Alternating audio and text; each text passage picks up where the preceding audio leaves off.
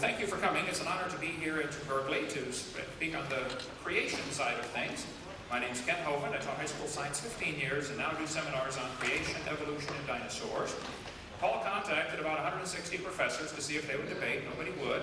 So I'm just going to speak for about an hour and then to open up for question and answer time. And if you have questions, please write them down. We'll be ready for it. And any questions are fair game if it's related to the creation topic, okay? Preferably on the topic of creation and evolution.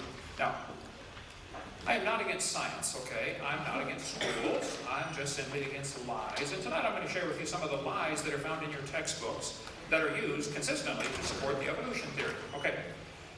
That's not my wife. It's just a picture of her. I have 3 kids, 1 of each. I have them all married off, and the dog died, so I made it. I'm home free. And 2.5 grandkids. I have 1 more coming up here in a few days. And we produce a lot of materials on creation and evolution. None of our material is copyrighted. We encourage people to get them and copy them and give them to your friends and get rid of them. I mean, for sake of time here, there we go. The Bible tells us in the 10 Commandments pretty clearly, thou shalt not bear false witness. Don't lie, okay? According to the Bible anyway, it's wrong to lie. According to the evolution theory, I can't think of anything that could possibly be wrong because I've often asked people, if evolution is true, how do you tell right from wrong? Make me a list of 10 things that are wrong, and before you make the list, tell me how you decide what goes on the list. Where is your standard to determine right from wrong, if evolution is true? Now, the Bible says very clearly, a false witness shall not be unpunished. He that speaketh lies shall not escape. The Bible talks about people who delight in lies. Psalm 62. These 6 things doth the Lord hate, yea, 7 are an abomination unto him, a lying tongue and false witness that speaketh lies. Okay. The Bible says, Jesus told some folks, you're of your father the devil, and the lusts of your father you will do. He was a murderer from the beginning, and abode not in the truth, because there is no truth in him. When he speaketh a lie, he speaketh of his own, for he is a liar and the father of it. I am convinced, after studying this topic for many, many years, there's an awful lot of good science in these science books, but there are some lies mixed with them. I'm not against the science, I'm against the lies, and that's what I want to talk to you about tonight. Now, in my first 3 tapes of my seminar series, I tell how students are being lied to about the Big Bang. It didn't happen. They're being lied to about the age of the Earth. The Earth is not billions of years old. They're being lied to about the cavemen. There's never been a caveman, unless you mean Osama bin Laden. And they're being lied to about the dinosaurs. They did not live millions of years ago. Here, I typically spend 3 hours. I'm only going to spend 1 tonight, talking about some of the lies in the textbooks. 25 of them. There are probably 80 that need to be discussed. Disclaimer here, I'm not trying to get evolution out of the schools. I'm really not. I'm not trying to get creation into the schools. I just want the lies out of the books. That's all. I'm sick and tired of paying for lies. Now, my mother retired from teaching public school. She's been in heaven for 7 years now. My brother retires this year after 34 years of teaching public school. There are many good teachers in the system. Dan Woods was a high school principal for 11 years and a science teacher for 6 years. He and his wife are now on my staff at Dinosaur Adventureland in Pensacola, Florida. There are many good teachers in the system. I agree. Is there anybody here that thinks teachers or textbooks should be allowed to deliberately lie to students for any reason? Anybody think that'd be okay? All right. Wisconsin has a law that requires textbooks to be accurate. So does Alabama. Textbooks shall be adequate and current. Okay. Texas says instructional material shall be factual. Okay. Florida has a law that requires accuracy of instructional material. So does California. California textbooks shall be factually accurate and incorporate principles of instruction reflective of current and confirmed research. Minnesota says a teacher shall not deliberately suppress or distort subject matter. Those are all good laws. The problem is no states enforce them. Okay? 2 Peter warned us, knowing this verse, there shall come in the last days scoffers, walking after their own lust. See, the reason people scoff at the Bible is not because of their science, it's because of their sin. Julian Huxley, Thomas Huxley's grandson, said, I suppose the reason we leapt at the origin of species was the idea of God interfered with our sexual mores. Ooh, well, at least he's honest. They just want freedom from God's authority over their life, and he admitted it, okay? Sir Arthur Keith, he wrote the foreword to Darwin's book when it was republished in 59. Keith said, evolution is unproved and unprovable. We believe it because the only alternative is special creation, and that is unthinkable. Well, Arthur, why would it be unthinkable to think there might be a creator? Well, Romans chapter 1 gives us the whole story. If you read the whole chapter, it's pretty interesting. It says, even as they did not like to retain God in their knowledge, God gave them over to a reprobate mind to do those things which are not convenient. Romans 1 is a very interesting chapter, by the way. 2 Thessalonians Thessalonians tells us, for this cause God did send them a strong delusion that they should believe a lie. And if you believe you came from a rock 4.6 billion years ago, you have been deluded, okay? You have believed a strong delusion. You're welcome to believe that. You can believe anything you want. I don't care what you believe. But I'm just telling you, you're deluded if you think your grandpa was a rock. Now, evolutionists cannot silence their critics with logic. That's why they won't debate. Okay, and I'll come back at my expense and debate all the professors here at the same time on 3 simple conditions. I get half the time. If there's 20 of them and 1 of me, that's fine. I get half the time. Number 2, we talk about 1 topic at a time. Number 3, anybody can videotape it and use the tapes. Simple. They can't stop us with logic, so they disrupt, distract, use legal pressure, or silence the messenger. Shut this guy up somehow. Here's an atheist forum just 2 days ago going around the internet. His supporters would be doing their best to pack the audience. You do the same. This is atheists talking to each other. Maybe Mike's in the crowd here. This will make it more interesting, as Hovind is a master debater and can have a creationist audience in the palm of his hand, so to speak. Having an audience containing an element hostile to his propaganda will put him off his stride. Loud laughter every time he tells a whopper, or just a collective audible intake of breath, may have the desired effect on him. But a 50 caliber machine gun may not be quite the thing for this job. You want to leave the audience members intact if possible. Otherwise, you're going to create a lot of bad feeling on every side. Why spray all those bullets around? David said. Responding to the previous, why? They're all creationists anyway. I'm still going with the artillery shell, Lenny Flank said. Also responding, well, whatever does the job is fine with me. I just thought of using a large caliber would let him leave the final stage with a real bang. After all, it will be the only honest thing he'll ever do on stage, no? But what worries me in this case is that someone may decide this is the American solution to Hovind. For all that, he is a slimy piece of intellectual crap. This is, after all, an intellectual dispute. Threatening to harm him is not appropriate, nor not legitimate, and not good policy. Where do you stop? Shall we shoot door-to-door evangelists whose ideas we don't like? Jokes have this nasty tendency to turn into actions, John Wilkins writes. True enough, I was only thinking the effect of a 50 caliber anti-personnel round could have on the human body at close range might scare even an audience of creationists into reconsidering their views. Too few of us have a really good appreciation for human internal anatomy, if you ask me. Let me show you something here. This is the same exact mentality the Catholic Church had toward people who disagreed with them just a few hundred years ago when they tortured people and tried to scare everybody else into accepting the Church's dogma. There are people who really honestly want to scare people into accepting the evolution dogma because they don't have any evidence to support it, okay? Now, the Bible tells us the scoffers are going to say, where is the promise of his coming? Since the fathers fell asleep, all things continue as they were from the beginning of the creation. For this they willingly are ignorant of. The scoffers are willingly ignorant. In the Greek, that means done on purpose. Okay? They're willingly ignorant of 2 things. Number 1, that by the word of God, the heavens were of old. They don't want to believe God created this place because then that means he owns it. That means there might be some rules. You know, like thou shalt not. They don't want those rules. They don't want anybody telling them what to do. They're ignorant of how God made the heavens and the earth. Also, the Bible says, whereby the world that then was, being overflowed with water, perished. They don't want to admit there was a flood, because that flood indicates God has the authority to judge his creation. Now, I want to share with you some of the lies in the textbooks, and tell you what I think ought to be done about it, and then we're going to take time for questions and answers. One of the biggest lies in the textbook started back in 1830, when they developed the geologic column. And they started telling everybody, each of the layers of rock that you see is a different age. The Cenozoic, Mesozoic, Paleozoic, Archeozoic, all this was invented out of the clear blue sky. Most of the names come from England, Devonian, from Devonshire, and Cretaceous from Cretia for chalk, the chalk layers over there in England. The geologic column doesn't exist any place on Earth except the textbooks. Now, Charles Darwin didn't like the round numbers. He said that the Weldian deposits in England were 306,662,400 years old. How he knows that is anybody's guess. But all over the world, this petrified trees like this one are found standing up, connecting different rock layers. Here we've been teaching the kids for years these layers are different ages, and yet thousands of these petrified trees have been found in the vertical position. Now, I taught earth science for a long time. I'm telling you folks, it's just not common sense to say the layers are different ages if you have a petrified tree standing up, connecting them all. Let me get my hyperlink to work here. Oh, there it is.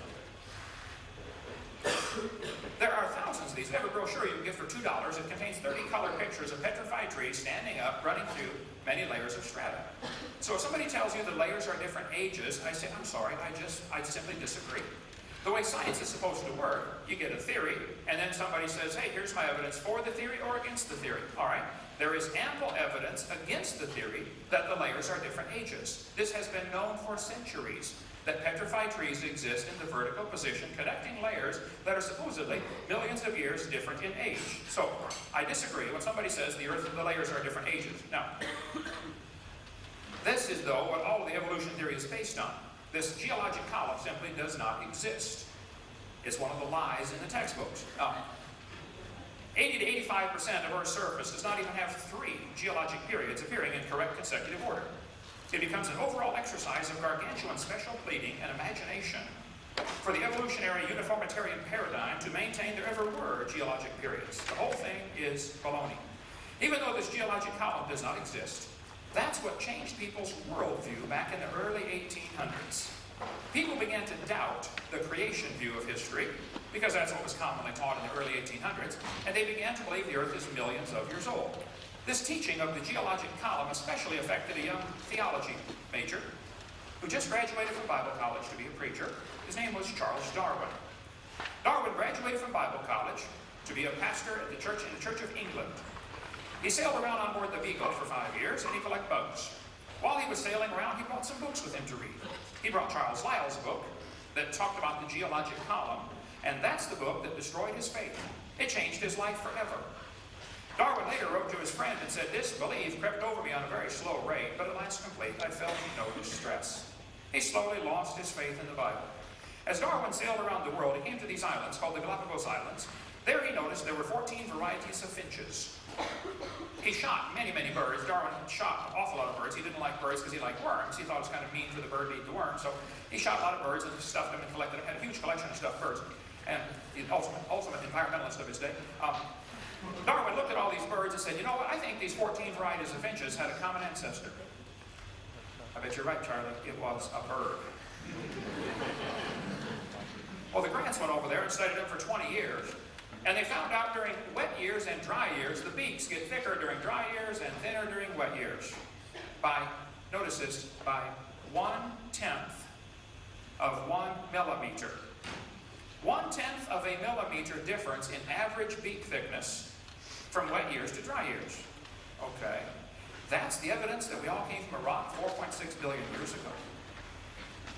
Darwin then wrote in his book, after studying these birds and other things around the world, he said, you know, maybe these 14 kinds of birds had a common ancestor, and that proves that birds are related to bananas. You say, oh, he didn't say that. He certainly did. Page 170, it's a truly wonderful fact that all animals and all plants throughout all time and space should be related to each other. Just because you see 14 kinds of birds, that doesn't prove birds and bananas are related, for heaven's sake, okay? Charlie observed what is sometimes called microevolution. I object to the term. I don't think they should use it, but they do, so I'm going to explain it, okay? Microevolution tells us you can see a variety in the dog kind. Dogs produce a whole variety of offspring. This is observable, it is scientific, it is scriptural, it's just a plain fact, okay? It happens. Nobody with half a brain would question that. The question is, does it go any farther than that? You may get a big dog or a little dog, but you will get a dog every single time. And it could very well be that the dog, the wolf, and the coyote had a common ancestor. Nobody would argue with that, even though they're 3 totally separate species. I have 5-year-olds do this all the time in the audience. I say, okay, kid, here's a dog, a wolf, a coyote, and a banana. Which one is not like the others? Just about without exception, they can figure it out, okay? It's the banana. National Geographic says, the evolution of dogs, yes, wolf to wolf. Nobody is arguing with that, but that's not really evolution. The Bible says they're going to bring forth after their kind. So the question is, can they bring forth? And the dog and the wolf can mate and bring forth. They're the same kind. The dog and a banana cannot. They are not the same kind, okay? This word evolution has 6 meanings, and if you're going to discuss evolution, it's extremely important you define what you're talking about. The first meaning of the word is cosmic evolution, the origin of time, space, matter. Before you can have a coherent theory of evolution, you have to have something that explains where did time, space, and matter come from. They all exist. They seem to be a continuum. You can't have one without the other. If you had matter but no space, where would you put it? If you had matter and space but no time, when would you put it? You have to have time, space, matter simultaneously. The Bible explains that in 10 words. In the beginning, there's time. God created the heaven, there's space, and the earth, matter. 10 words. I have to just simply take by faith, God did this. The evolutionist believes they just happened. They have the exact same problem the creationists have. See, that's why I say both creation and evolution are religious. You have to believe in this one. Secondly, we have what's called chemical evolution. I've never had an evolutionist discuss this one, or even address the topic. But if the Big Bang Theory says, well, the Big Bang produced hydrogen and maybe some helium, how did we get all these other elements? You want me to believe that uranium evolved from hydrogen? That's, oh yeah, it happens in fusion in stars. You can't fuse past iron. And even if you could, you still got a serious chicken and an egg problem. Which came first? The stars to make the elements, or the elements to make the stars? You got a real serious chicken and egg problem here. Thirdly, plus it's not observed. It's purely theoretical. They can believe that if they want, which is my point. This is a religion that it happened. It's not science. Thirdly, we'd have to have stellar evolution. The stars would have to evolve. We never see stars forming. We see a few spots getting brighter, and they right away say, oh wow, star forming. Oh, duh. Freshman law student can tear that one apart. You see a spot getting brighter. It could be dust is clearing in front of a star already existing. It could be a supernova getting ready to happen. The stars do go up, you know, and they get brighter before that happens. And there are all kinds of laws, like Boyle's gas law, that would prevent a star from forming from a dust cloud.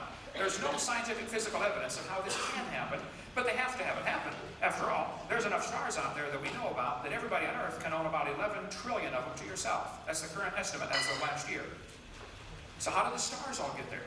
Fourthly, there's going to have to be organic evolution. Somehow life has to start from non-living material.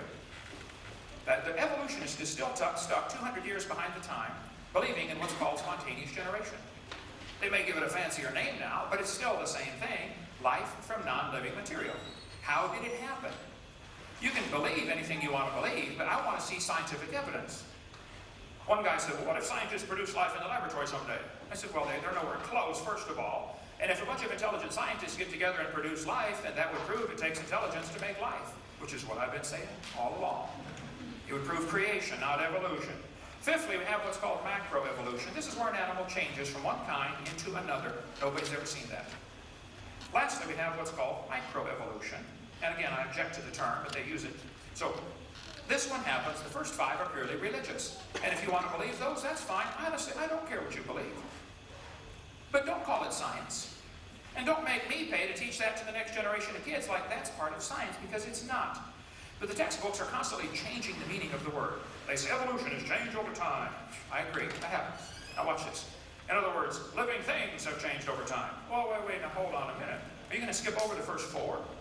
Are we just going to assume that these happen because, you know, this is a major, serious jump in their theory. They don't have a coherent theory back to a beginning.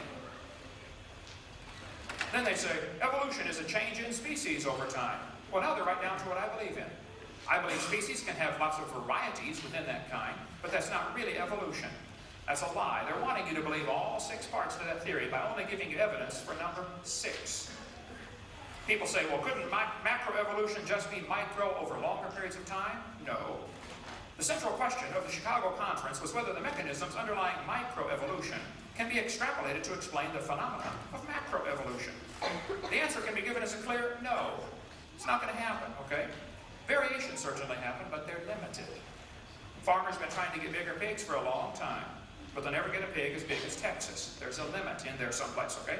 Roaches become resistant to pesticides, but they will never become resistant to a sledgehammer. There's a limit, okay? People say, don't bacteria become resistant to drugs? Well, just hold on a minute. Dr. Spetner points out this based on a misunderstanding. The mutations that cause antibiotic resistance still involve information loss. For example, to destroy bacterium, the antibiotic streptomycin attaches to a part of the bacterial cell called ribosomes. Mutations sometimes cause a structural deformity in ribosomes. Since the antibiotic cannot connect with the misshapen ribosome, the bacterium is resistant. But even though the mutant turns out to be beneficial for the moment, the mutation, it still constitutes a loss of genetic information, not a gain. No evolution has taken place. The bacteria are not stronger. In fact, under normal conditions with no antibiotic present, they are weaker than their non-mutated cousins. It's like if somebody's going through the countryside handcuffing everybody and hauling them off to prison and going to kill them. But you don't have any arms, so they can't handcuff you. So you survive. Oh wow, beneficial mutation. Well, duh. It might be beneficial for the moment, but you get back in the population with the working folks, and you're going to be at a disadvantage. So don't tell me this bacteria becoming resistant to drugs is an example of a process that's going to turn a rock to a human over 4.6 billion years.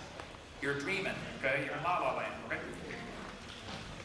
Mutations always produce the same kind of plant or animal. That's not real evolution. The information for the variety has to already be in the gene pool. No new information is ever added. The gene pool of the new variety, like the Chihuahua, is actually more limited than before. What they've done with dogs, they select a certain slice of the gene pool to survive. You know, big dogs or little dogs. That's not evolution. It's selecting pre-existing information. That's all it's doing. And how long would the Chihuahuas last in the real world? Turn them all loose into the woods and watch what happens. Yep, go ahead, make my day. Genetic information is lost when you get a variety. It's not added. Real evolution would require increase in genetic complexity.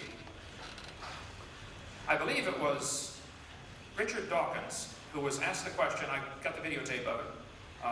He was asked the question, can you think of an example of a mutation that increases genetic complexity? He was totally silent for 19 seconds. Finally he said, shut the tape off, please. He couldn't think of one. There aren't any. There are no mutations that increase genetic complexity. You might shuffle genes around, but you're not adding new genetic material. I grew up in Illinois, corn country. They've got a lot of different kinds of corn there. But I'll tell you what, folks, you can crossbreed your corn from now to the cows come home. You'll never get a hamster or a whale or tomato to grow on your corn stalk, okay? There are a variety of dogs, nobody questions that, but they're still a dog. And this Irish textbook calls it divergent evolution. Oh, come on, don't give it a fancy name. It's still a dog. It's a dog kind, and it's obvious to a 5-year-old it's a dog kind. This Mexican textbook says, oh yeah, horses and zebras evolved from a common ancestor. That's not evolution, it's still a horse, okay? And there are little bitty horses and big horses today. We had the world's smallest horse visit our dinosaur adventure land. Talk about useless. Can't ride it. Well, my granddaughter rode it, but see, horses, zebras, and asses can all be crossbred, and they get zorses, zonkies, zionis, z-dogs, and chebras. Well, that's because the horse, the zebra, and the ass and the pony are all the same kind of animal. And anybody with even part of a brain ought to figure that one out. Here's a herd of zebroids running around. Now, in the last 100 years, the Kentucky Derby has gone from an average winning speed of 127 seconds to 123 seconds. But even in the old days, they had some pretty low times turned in. How much money would you guess has been spent on selective breeding trying to win the Kentucky Derby? Like millions and millions of dollars, am I right? I don't know if they reached the limit for horse speed or not, I don't know. But I suspect they're getting fairly close to the limit. If you really want to win the Kentucky Derby, why don't you breed wings on your horse and fly around the track in 12 seconds? My whole point is, sure, variations happen, but there are limits to the variations. Why the evolutionists can't see that, I don't know. They want to think there's enough variety available that a rock can turn into a human over 4.6 billion years. There's a variety of cows. They might have had a common ancestor, a cow. There's a variety of chickens. This is a magazine where you order chickens. What kind you want to get? You want to get red rocks, white rocks, cherry eggers, brown leghorns, golden comets? But the magazine says, the jumbo fowl are the original bird from which all varieties and strains of domesticated chickens are derived. Did you know all the chickens had a common ancestor? It was a chicken. There are 8 kinds of bears in the world. They might have had a common ancestor. I don't know. But they're still a bear. And it's obviously recognizable as a bear. Broccoli, cauliflower, cabbage all have a common ancestor. A plant. That's not proof we came from a rock. Here in California, they graft English walnut trees onto black walnut stumps. They do these by the millions all over the place. Well, that's because the English walnut tastes better and it's easier to crack, but the root system rots easy. And with the hard pan out here, they get a lot of water stays in the soil. The black walnut system is much better root system, but the nuts are hard to crack and they don't taste as good, so they graft them together. Well, you can graft them together because they are the same kind, okay? You could never graft an English walnut tree onto the back of a turtle. See, that's the point that I don't know why evolutionists can't get that. The Bible says they bring forth after their kind. That's all we have ever observed. Now, if somebody wants to believe, capital B, believe, something was different long ago and far away, okay, you believe what you want, but it's no longer science. There's no scientific evidence to support evolution except known lies, okay? If real evidence exists, I would like to see it. But I'm sick and tired of paying for lies to be taught. Suppose I had a theory that the moon is made of green cheese. That's a dumb theory, but there's no law against having dumb theories. It's a good thing, right? Then suppose I said NASA proved it when they went there in 1973 on a secret mission and drilled a hole and found the moon is made of green cheese. Well, see, now we got a problem. I have a dumb theory, which is fine, but I'm using lies to support my theory. Oh, now that's not fine. And tell what's worse. Obviously, anybody can have a theory that they want, but it's wrong to lie about my evidence to get people to believe me. And it's worse to get paid by tax dollars while I lie to support my theory. So if you have some evidence for evolution, I want to see it. I really do. But I'm going to show you some things in your books that are just plain lies, and I want those taken out of the books.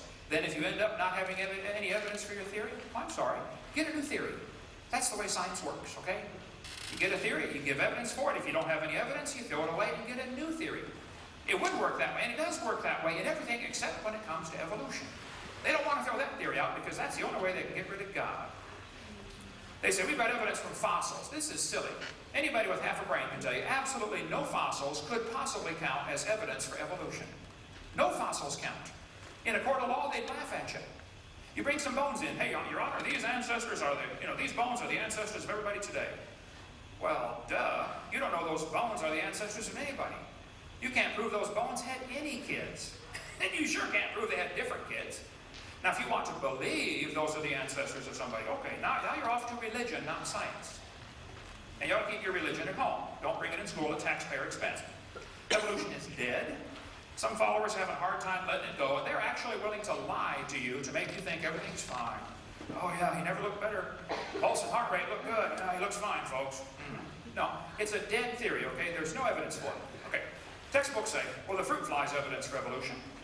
They put those flies in the laboratory and nuked them and microwaved them and x-rayed them and did all kinds of mean things to the flies, and they got some really weird mutations. They got flies with curled wings. They fly around, couldn't go anywhere. Flies with no wings. It's not a fly, it's a crawl. They said, boys and girls, fruit flies refuse to become anything but fruit flies, under any circumstances yet devised. Good observation. So all mutations observed produce flies that were inferior to the original fly. Good observation. But the conclusion they come to then is, fruit flies must have evolved as far as they can go. Well, duh. There's another conclusion, you know. Maybe fruit flies are doing fine till you guys got a hold of them in your laboratory. Maybe God made them right to begin with. Is that even something you could consider as an option? This guy said, flies in the north have wings 4% larger than flies in the south, and that proves evolution. Darwin is as fit as ever. An adaptation at breathtaking speed. Wow, wings 4% larger. That's the evidence? Are they desperate or dumb or blind, or what's the problem here? Then they tell the kids, we're going to learn to think critically. Boys and girls, do you think humans are still evolving? What kind of question is that? That's one of those questions like, have you stopped beating your wife yet? Wow, now let me think. If I say yes, I'm admitting I did. If I say no, I'm still doing it. Hey, did you know it is possible for the question to already have a built-in assumption? The question already has an assumption built in. That's not a fair question. And it's certainly not a question to learn to think critically. That's a Soviet-style indoctrination type question. I would answer this and say, teacher, this question is poorly written. It assumes evolution has happened when it has not. It's like asking the question, why are elephants orange? Well, that's a tough question. Why are they orange anyway? They're not orange. And when they say, do you think humans are still evolving? In other words, you have to believe in evolution to even answer the question. So some kid's going to do this for homework tonight and get it counted wrong next time they meet for class because he doesn't believe evolution even happened. Then they say, how might the dinosaurs' body heat problems have led to their extinction? They got two assumptions in that one. How do you know they had body heat problems, and how do you know they're extinct? You can't prove the extinction of anything. Well, unless you're all places at all times at the same time. Watch video number 3 about dinosaurs. They say we've got evidence from homologous structures. Oh, what is that? Well, they'll say, boys and girls, you have 2 bones in your wrist, the radius and the ulna. Yep, I see that. And the alligator has 2 bones in his wrist. And look at this, they're called the radius and the ulna. See that, boys and girls? That proves we are related to an alligator. That's what they're telling them. These homologous structures provide evidence that these animals evolved from a common ancestor. A seal's flipper and a human arm have very different functions. I agree. What evidence might help show that both structures evolved from a forelimb of a common ancestor? This is thinking critically? Duh. Maybe they have similar structures because they have a common designer. Is that even considerable as an option? They say, well, we're going to take a course on comparative anatomy. The bird, the horse, and the human have similar forelimb structures. Yes, boys and girls, comparative anatomy provides further evidence of evolution. The commonalities suggest these animals are all related. They probably evolved from a common ancestor. This is a lie. They probably have a common designer. The forelimb of animals is amazingly complex. If you could get a machine to do what your arm does, you'd be a wealthy person. The human arm and forelimb and wrist are incredibly complex. But textbooks all over the world, I was in Germany last week, same thing. They teach the kids, this is evidence for evolution. No, they develop from different genes in the chromosomes. Evolutionists can't explain this and seldom discuss it. Why are these homologous structures coming from different genes? They'll say, oh, it's convergent evolution. Well, then you're making up a story. It's not science. We're going to observe that, okay? Similar design might prove the same designer made him. The lug nuts from a Pontiac will fit on a Chevy. You can go try it. They will. That proves they both evolved from a Honda 14 million years ago. See, it's an example of getting good observation and coming to the wrong conclusion. It's true many animals have a similar forelimb structure. I agree. They'll say this, they must have had a common ancestor. Oh, now I disagree. It doesn't prove that at all. This helps prove we all came from a rock. Oh, now you're really going off your rocker on that one. They say we've got evidence from development. Yes, boys and girls, the similarity between the early stages in development of many different animals helped convince Darwin that all forms of life shared common ancestors. Darwin considered this by far the strongest single class of facts in favor of his theory. Ernst Haeckel, who made up this whole stupid idea, called it the biogenetic law. He said, yes, as the babies develop inside the mother, they go through the stages of evolution again. Fish, amphibian, reptile, mammal. Just memorize the word farm and you got it. It's called ontogeny recapitulates phylogeny. This thing was only proven wrong in 1875. Okay? The evolutionary idea that sick mind Freud relied on most heavily in the manuscript is the maxim that ontogeny recapitulates phylogeny. That is, the development of the individual recapitulates the evolution of the entire species. This is what was taught in 1869, started by a guy named Ernst Haeckel. This textbook says, boys and girls, the presence of these fish-like structures in embryos of different species shows these animals have evolved from fish and share the basic pattern of fish development. It's as if the embryo retains a memory of its origins and starts to copy them during its development. These structures persist in adult fish. They say the embryo of a human has gills like a fish. Oh, you got to be kidding. This is a lie proven wrong in 1875. It's not true. Those little folds of skin in the embryo develop into bones in the ear and glands in the throat. Go study your anatomy. They never have anything to do with breathing. I've seen people that have 5 or 6 chins and they can't breathe through any of them but the top one, okay? Haeckel said the turning point in his thinking was when he read Darwin's Origin of Species in 1860, the year it got translated to German. Haeckel wanted to find some evidence for evolution. He liked the theory. A lot of people do because it, gets rid of God. So Haeckel said, we've got to find a way to get some evidence for this theory. 9 years later, there still was no evidence. So Ernst Haeckel decided to help out. He was an embryology professor at the University of Jena. He had access to drawings of embryos of all kinds of different animals. That's what he taught.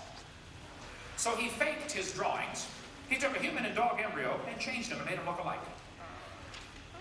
He made fake drawings of these embryos from all different animals. Here is a chart that Haeckel used. He traveled all over Germany and just about single-handedly converted the Germans to believing in evolution with his fake drawings. Now, here's the top. On the top is Haeckel's drawings. Underneath are actual photographs of those creatures. I guarantee, Paul, are they still teaching the embryology at Berkeley here as evidence for evolution? I don't know. Does anyone have a biology text? Anybody have a biology textbook? Look up a couple of these. Biology textbook? I'll give it back. See if they're still teaching that. Okay? Well, 2 years ago they were. Right? 2 years ago they were. It was in the standard text. In the standard text here at Berkeley, embryology is evidence for evolution. They don't do it. They don't teach that. It's wonderful. Haeckel was tried by his own university. 6 professors held a trial.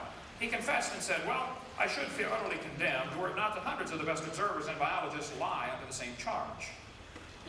Everybody else lies, so I can lie too. This biogenetic law has become so deeply rooted in biological thought it cannot be weeded out in spite of its having demonstrated to be wrong. The biogenetic law is as dead as a doornail. Richardson at St. George's Medical Hospital in London said, Hegel confessed drawing from memory and was convicted of fraud at the University of Jena, but the drawings persist. That's the real mystery. They still keep teaching this. 1998, Pensacola, Florida, University of West Florida was still using Hegel's exact chart. The exact chart Hegel drew is still used in the textbooks 125 years after it was proven wrong. Darwin wrote his book in 1859. Hegel faked the drawings in 1869. It was proven wrong in 1875, but they still teach it in textbooks all over America. Now, if they're not teaching it here at Berkeley, yay, I'm proud of you. It's about time. But this is the type of thing I'm talking about. They're using lies to support their theory. I debated Kenneth Miller, who teaches at Brown University, Rhode Island, on the radio. Debated him for 30 minutes. He won't do it again. I said, Dr. Miller, why are you still teaching embryology as evidence for evolution in your textbook? You know that it was proven wrong 125 years ago. He said, yes, and we're going to take it out of the next edition. Oh, it's about time. Now, I know it takes a while for textbooks to get up to date, but I think 125 years is long enough. But I checked his 2000 edition, and it was still in there. I don't know if it's in his 2004 edition or not, okay? But here's a 1998 edition still using the embryology as evidence for evolution. This one says, they have common ancestry because the presence of gills and tails, okay? Here's a 2000 textbook teaching biology is evidence for evolution from fish-like structures, okay? Here's a 2001 junior high textbook saying the similarities provide evidence that these three animals evolved from a common ancestor because of the tiny gill slits. Here's another 2001 Hope biology textbook saying they have gill slits, proof for evolution. Another one, 2001, another page says the gills of fish is evidence of evolution here. This is a college textbook used in Rutgers University. It says, similarly, because humans and fish embryo resemble each other, because humans and fish share a common ancestry. They have tail and gill pouches. Interesting.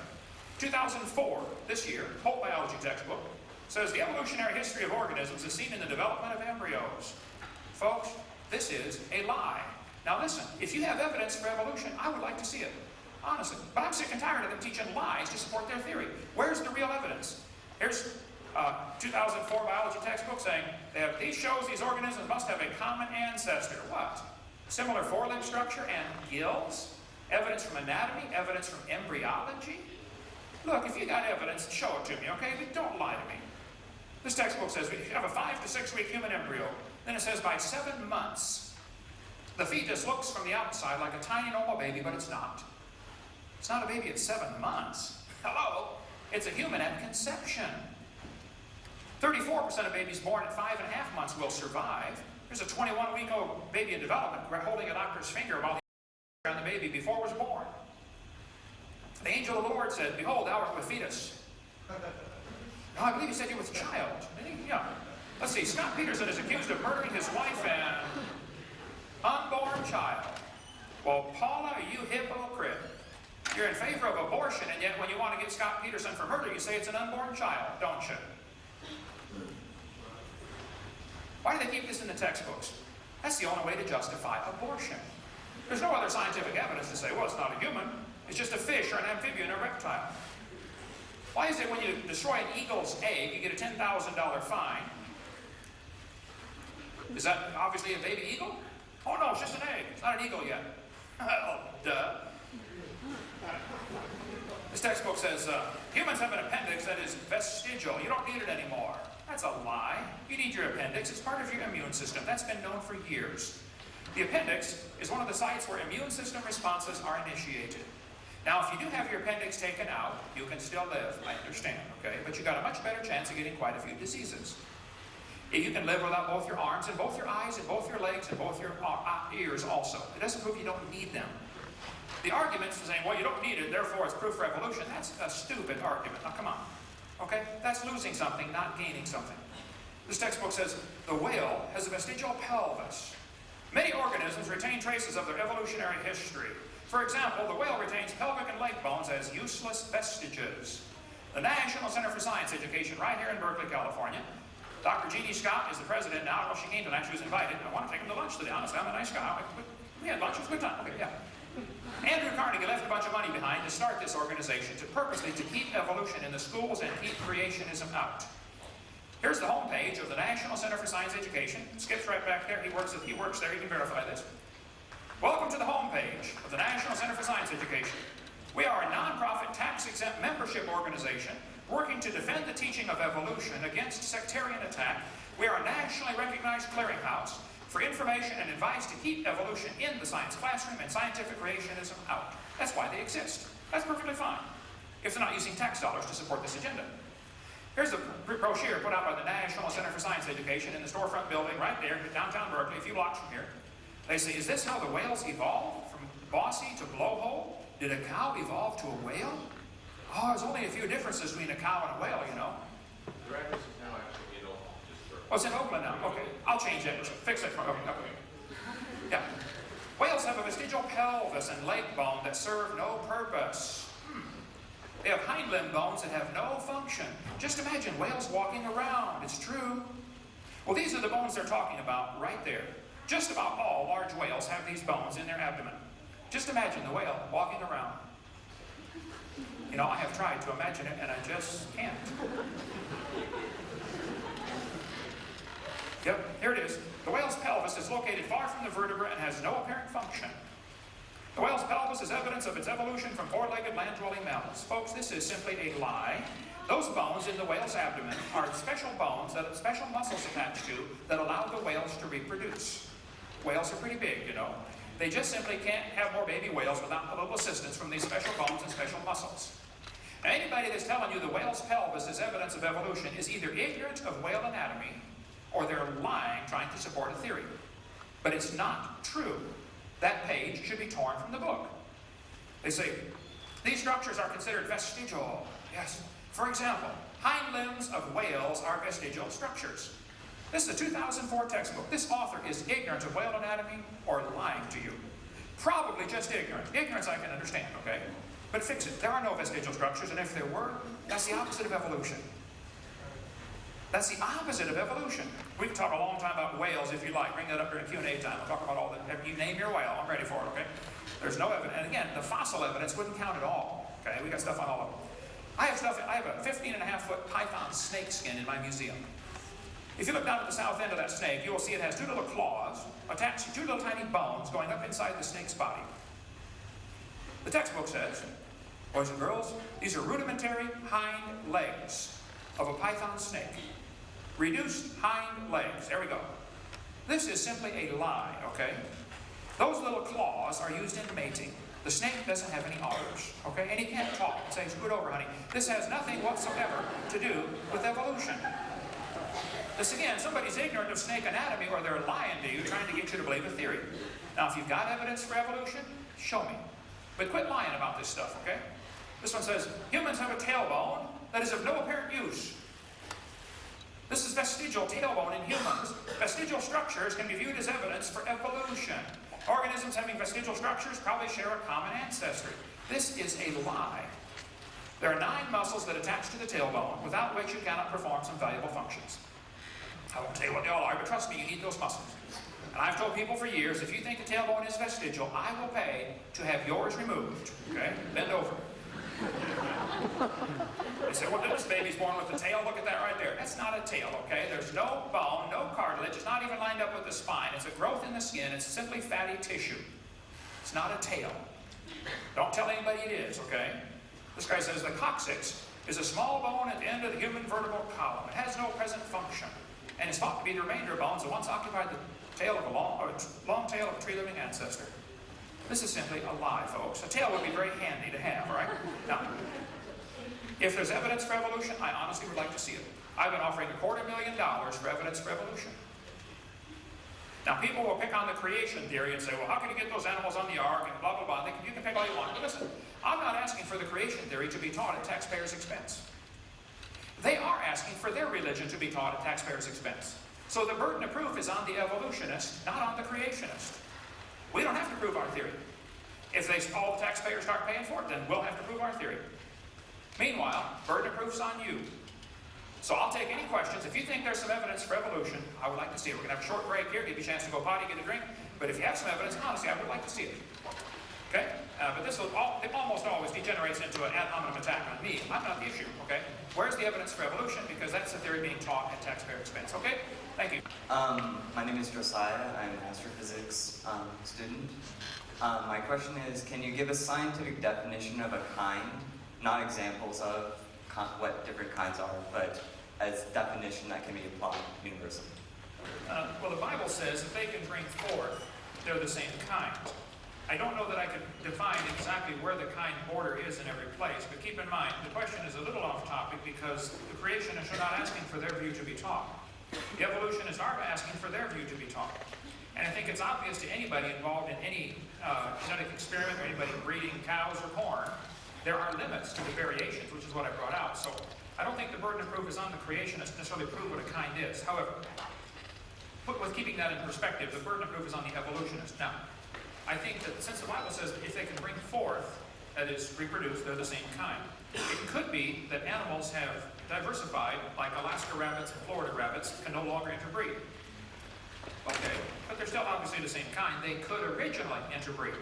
So I will say the definition of a kind is those that in the original creation, 6,000 years ago, were able to cross, to mate and bring forth. Rabbits can mate and bring forth, but they can't mate and bring forth with a dog or an elephant or a whale or a banana. I think in 99.9% of the cases, it would be obvious to a 5-year-old which animals are the same kind. There may be a few tough cases, understand, and that's a good place for biology to do research. But the fact that there are a few places the creationists may not be able to define does not prove we all came from a rock 4.6 billion years ago, to keep it in perspective. So I guess the best answer I can give is the Bible says if they can bring forth, they're the same kind, if they originally were able to bring forth, okay? Go ahead. Yes, sir. Hi, my name is Stephen Guest, and I'm an economics and history major. And I was interested in your response to this. Your main approach seems to be from a public policy perspective, insofar as you believe that evolution is given an unfair advantage in public schools and creations, and it's not. Oh, no. Let me take one part of this question at a time, so it'll be too convoluted. As far as public policy, I'm just simply saying it ought to be not only public policy, but common sense. We shouldn't lie to kids for any reason. So, no, it's not a matter of, I think, creationism's not giving a fair response. I think evolution is I think lies are being taught to support the evolution theory, so don't misconstrue my position, okay? I accept that. Okay. Given that, I would also like to say that science, as I was taught in school, tends to believe in theories. And insofar as I can explain that, I'd like to say this. Newtonian physics was believed by Sir Isaac Newton to be the explanation of the motion of bodies. At a later point, Einstein found that the theory of relativity better explained and explained why Newton was true. So science, you could say, has a series of theories which we teach a certain paradigm to students. And at a time when a theory becomes disproven, we therefore explain, okay, why were elements of the previous theory correct? Now, I don't see why the theory of evolution being taught in schools is wrong, because if there was a possibility that the scientific method, for example, proves the theory of evolution wrong, why do we not simply displace the theory of evolution just as Newtonian physics was? Right, so let's take one part of the question at a time, because it'll get too convoluted, okay? I did not say that evolution should not be taught. I said lies should not be taught. My whole point was, the evidence for evolution is all lies. Stop teaching the lies. I never said evolution should not be taught. So you're building what's called a false dichotomy here. It's not the choice there, okay? But how is it a lie? I know, I didn't say evolution's a lie. I said how is the evidence a lie? The evidence, as I showed you tonight, the gill slits, everything. Those aren't lies, those are theories. Like, I don't get why you call it a lie. Like, I don't see how it's a lie. The textbook teaches the kids that the embryo growing inside the mother has gill slits. Okay. That is not true. That is a lie. Stop teaching that. If they tell you the whale has a vestigial pelvis, it's not needed anymore, that is a lie. Stop teaching that. If they tell you the python snake has vestigial hind legs, it's proof for evolution, that's a lie. Stop teaching that. Now, if you end up with nothing left to support your theory, well, I'm sorry. Get a new theory. That's the way science works, okay? Okay, but I can still lie and ad hominem attack, which you were saying that you don't approve of. No, I didn't say... Because lie implies intent. You're misconstruing here. I did not say evolution should not be taught. I said they shouldn't use lies to support their theory. How many heard me You're say making that a tonight? value judgment about what a lie is. Making that value judgment puts you in a position of construing their intent. And by doing that, you're making that hominem attack. Just logic. I said 5 or 6 times tonight, either this author is lying or he's ignorant about the truth on this. He's ignorant about whale anatomy. How many heard me say that? Okay? He's either ignorant or lying. Either way, it's not true. It ought to be taken out of the book. In your opinion, it's not true. My opinion's not true.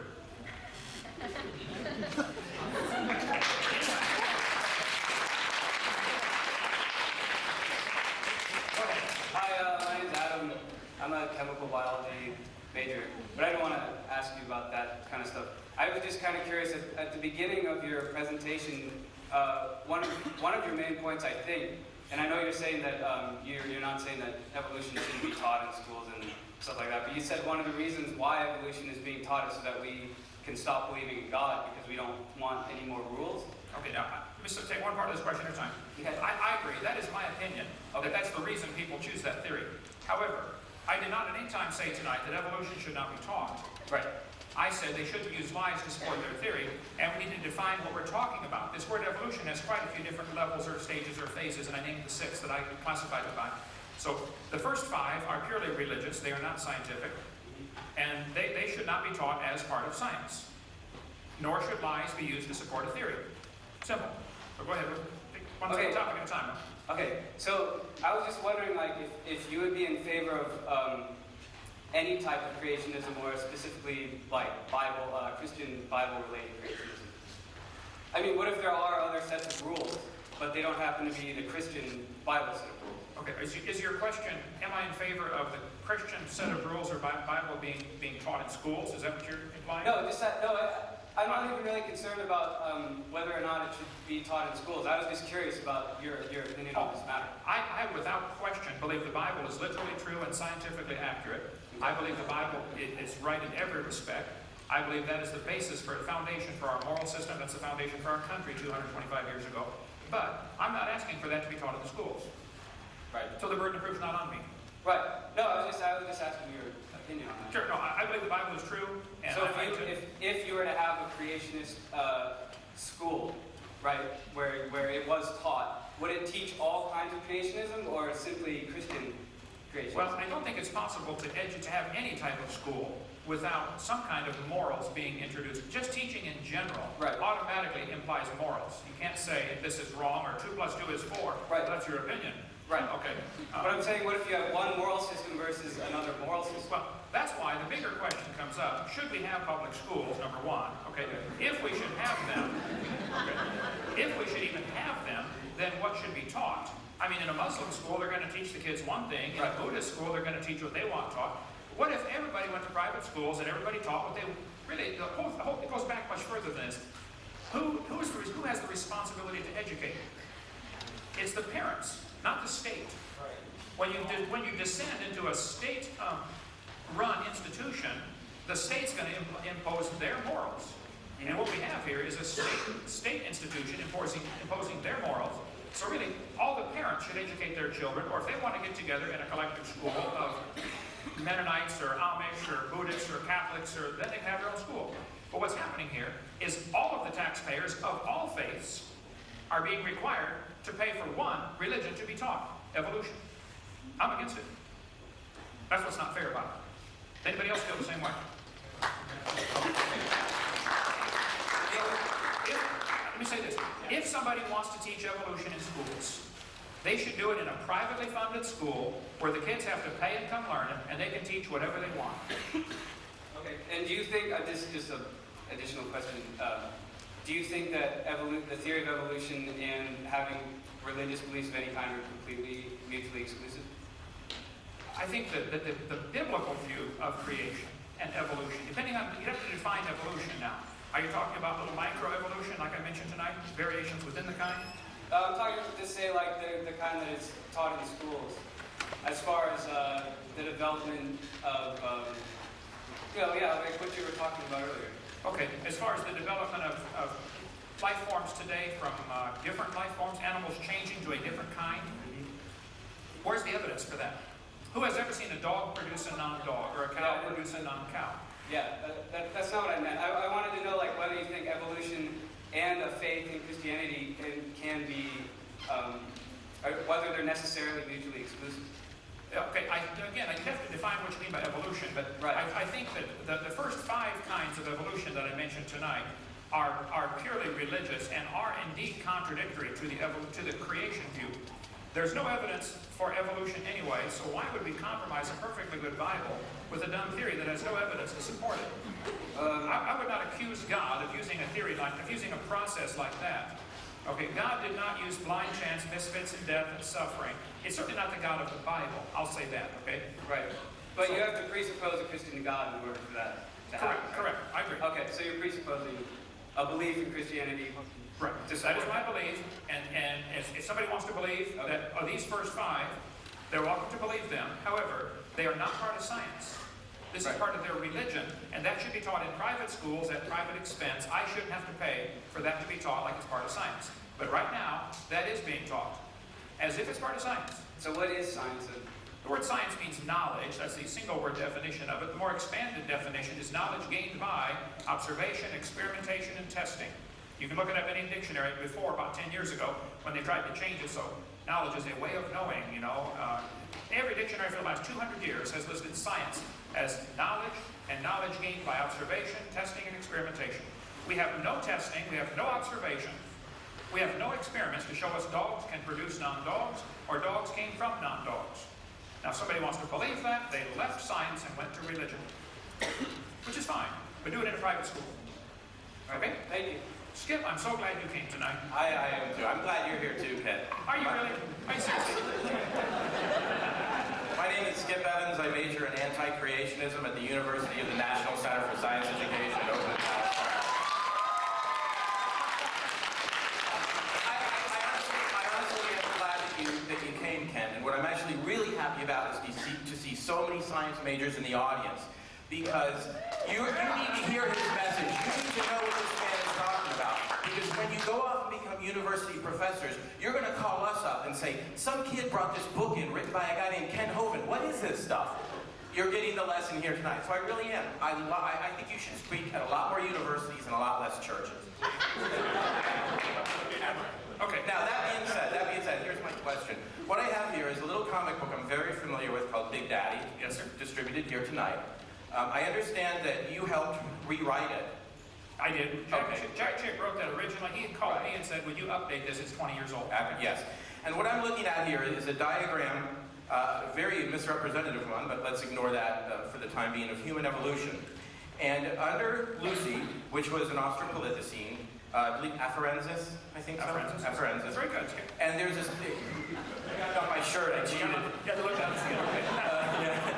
There's a statement here with a little asterisk that says, for details, watch part 2 of the Creation Seminar series video by Dr. Ken Hovind. The caption underneath Lucy says, nearly all experts agree Lucy was just a 3-foot-tall chimpanzee. Could you give us the names of the list of those experts who think Lucy was a chimpanzee? And I mean real experts. I don't mean John Woodmore, who's, obviously a creationist. I don't mean Henry Morris. Hold on a minute now. Who are the experts that think Lucy's a chimpanzee? Did I just hear you say or imply strongly that if you believe in creation, you're no longer capable of being an expert? Is that what you implied? Who are the people who actually studied Lucy, the paleontologists, who concluded that she was a chimpanzee? Okay, let's see. Let me tell you a little bit about Lucy here. Donald Johansen, Australopithecus afarensis, listed as evidence for evolution. You're avoiding the question. Who are the experts that say Lucy is a chimpanzee? No, I'm answering your question, okay? I want to give you the history behind Lucy. I don't want the history. I want you to answer this question. Who are the experts, Ken? Or are you willing to say, okay, maybe we were wrong on this one and we need to go back and correct our little comic book? Let me finish your question, okay? I will answer it. Now, if you want to preach to a crowd, Skip, you got to get your own crowd. See, atheists can't get a crowd like this together, okay?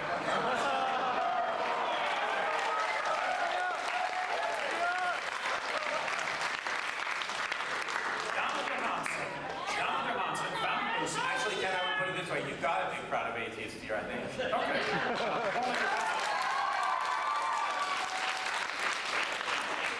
Donald Johansen was sent to Africa specifically to find evidence for evolution. He found Lucy 2 weeks before his grant money ran out. It's a well-published fact. You're wrong. You're wrong right there. You're misrepresented. He didn't go to find evidence for evolution. You went to find evidence for hominids. The National Geographic labeled it Lucy's knee 5 times. It was not Lucy's knee. It's found a mile and a half away, 200 You're feet wrong away. again. You're distorting the facts. That's not true. When Donald Johanson answered that question, he misunderstood what the question was. Somebody asked him, where did you find the knee? He found 2 knees. A complete knee was found with Lucy. He also found a second one a mile and a half away. Right. When he answered the question, he thought it was about the second knee, and that's why he said it. This is so documented. It's all over the web. You keep repeating the same stuff over and over again. You totally missed what I said. I said National Geographic labeled that as Lucy's knee, and it's not Lucy's knee. Was Okay, it? so, no, it wasn't. Thank you, sir. Now, let me finish answering your question. Now, What did John Johansson say? Did he find Lucy's knee? Did he find a knee with Lucy? he may have, okay? If you find a bunch of bones in a pile in the dirt, you can't prove any of them came from the same mountain. Will you answer the question? I am. Okay. Let's see. I don't want Marvin Lubenow. No. An orangutan foot and a human foot are very different. Answer the question, Ken. Okay. Charles Oxnard studied Lucy with a computer multivariate analysis. He measured every bone, the length, the width, the height, the density, the circumference, and did a comparison. And he said, the various Australopithecines are indeed more different from both African apes and humans in most features than the latter are from each other. He said it's not a missing link.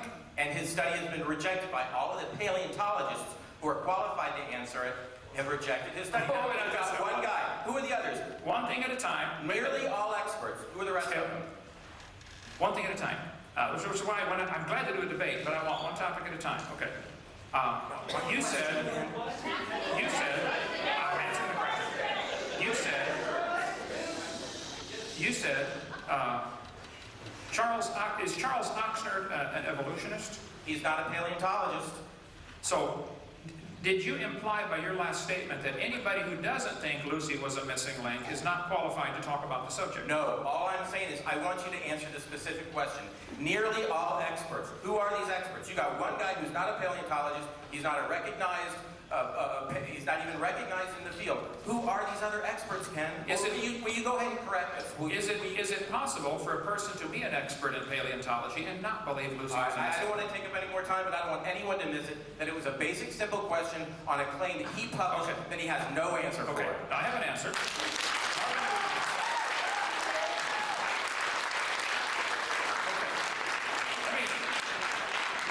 Let me point out a much bigger, overarching picture that everybody's missing here. We're going to lunch, okay? Listen. Lucy consisted of bones found in the dirt. As I said earlier in my presentation this evening, no fossils count as evidence for evolution. You don't know they had any kids. You find a pile of bones in the dirt, it would be impossible for you to prove Lucy was the ancestor of anybody. All you know is you found bones in the dirt. You can't prove it had any kids whatsoever. And if you want to take that to a court of law and say, that's the ancestor of humans today, you're silly, okay? It's not, you can't prove it's the ancestor of anybody. That just shows the desperation. People are so desperate to believe their grandpa was a monkey. Okay, well, you believe that if you want. But that's not common sense. So Skip, I will take that into consideration. There may be, maybe it should not say most experts, maybe it should say some experts. I'll consider that, thank you. Yes, go ahead. Hi, my name is Andy Greenstein. I'm a second-year NCB grad student here. Okay. I think that your disbelief of evolution is really correlated very strongly to your sort of lack of any concrete biochemical or genetic evidence. You completely ignored the area of genetics and genomics. Wait, one topic at a time, okay? Okay. Let's just take this slowly here. Right. You want to say, my rejection of evolution. I don't reject evolution. I accept microevolution. I think it's a lousy term. I think variations happen. Sometimes some pretty bizarre variations. Great Danes and Chihuahuas, if you want to call that evolution, I agree, that happens.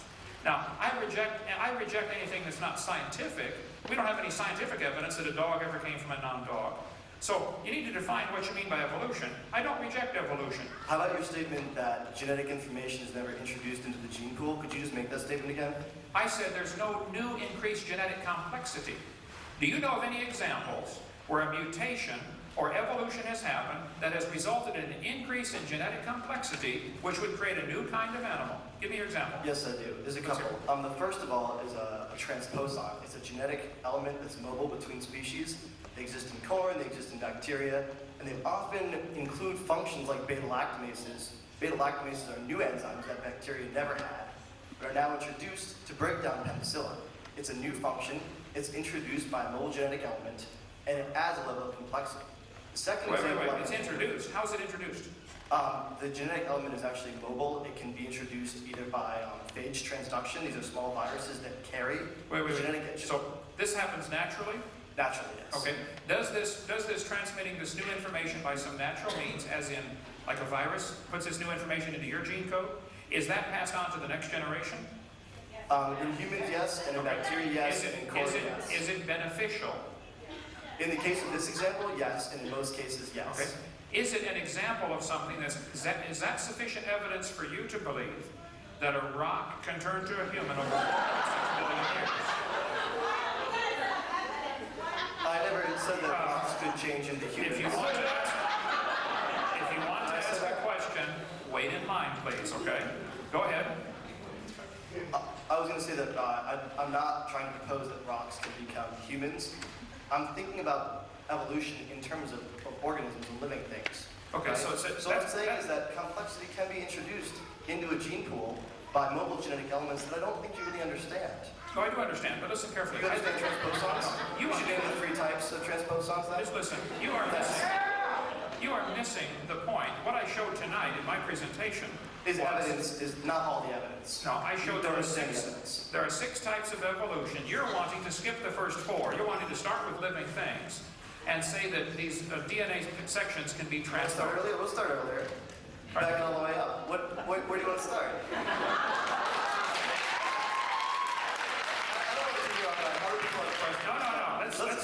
Let's finish this issue really quickly. Let's finish this one issue really quickly. I want to let you know that transposable elements carry new complexity to species. They can do things like add new functions like beta-lactamases that confer a specific advantage. Further, these things can increase complexity at the level of... Can you just finish this really quickly? Name an advantage. Beta-lactamases are an advantage because they break down penicillins, and they make these bacteria resistant to penicillins not only created by you and I in the lab, but by other penicillin-producing bacteria. Okay, did you see what I mentioned tonight about bacteria becoming resistant to drugs, especially penicillin? Right, and it was incorrect. You said they never gain complexity or gain information. I'm saying they do. Okay, you're missing such a big picture here. Okay, where did this genetic information come from? Oh yes, you are. Okay, you're talking about taking already complex, incredibly complex genetic information and moving it. This does not at all help. How did the complexity get there? This is like taking a section of a program out of PowerPoint and it's somehow getting transposed into Microsoft Word. Okay, but they're both already complex programs. The DNA segments you're talking about moving around are incredibly complex. Complex to you. I mean, basically,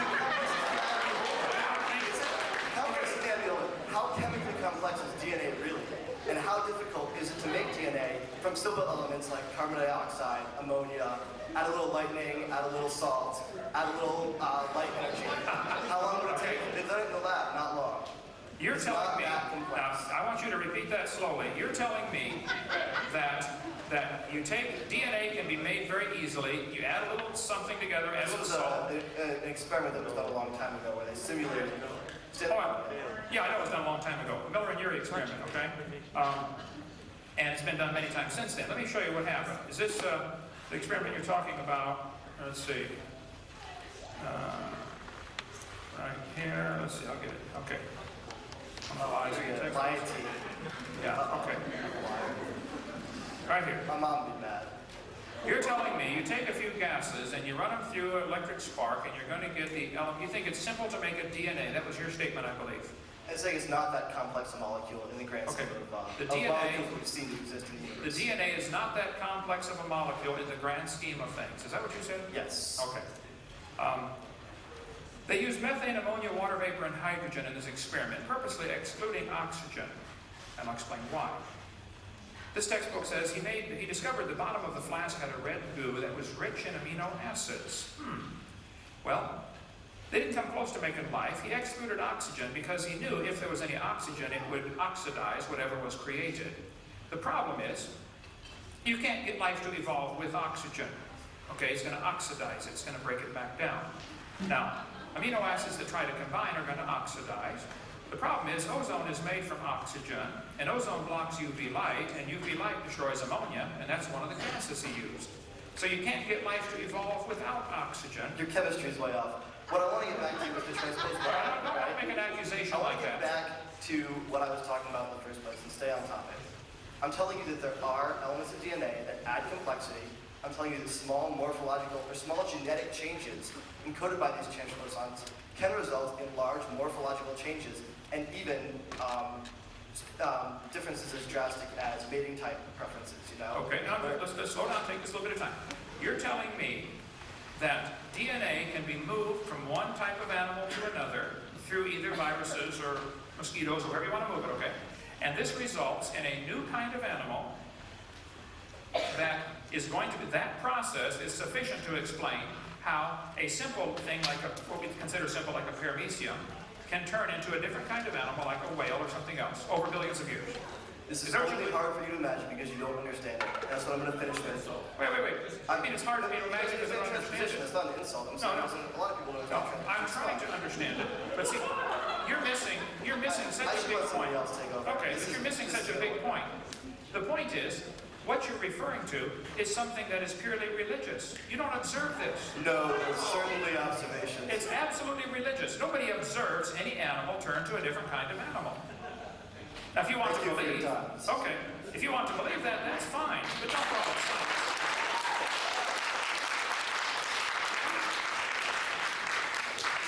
Go ahead. Hello, hi, my name is Victor. I'm a third-year integrative biology major. Okay. Where to begin? Just anywhere you like, Victor. Calm down, take a drink, it'll be fine. Okay.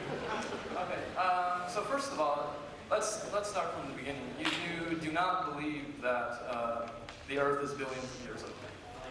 I don't believe the Earth is billions of years old, but that's not what I covered tonight. I covered the evidence for evolution has all that's been presented so far is lies.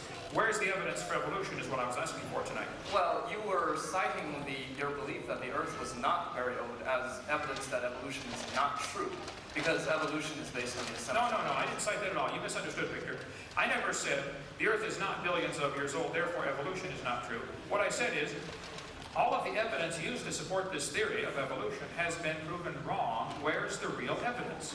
I do happen to believe the Earth is not billions of years old, but that is unrelated to the discussion. Even if it was billions of years old, that's no help for the evolutionist. That's only the first obstacle they have to overcome. Now, if you want to discuss the age of the Earth, we certainly can, but keep in mind, I am not asking for my belief to be taught at taxpayers' expense. They are. So, the burden of proof is on the evolutionist, not on me. But go ahead. Okay, fair, but in order to explain evolution, you would have to believe that the Earth is billions of years old. That's what I said. The first obstacle, you have to have billions of years to make this theory look even consider reasonable. Right, I agree. And we have very good proof that it is billions of years old. Okay, you're welcome to believe that. So, do you not believe in carbon dating and argon dating? Which one would you like to discuss? Carbon dating or argon dating? Or both, if you want. Okay. Well, I do know a little bit about this. Let's see. Potassium slowly decays to argon.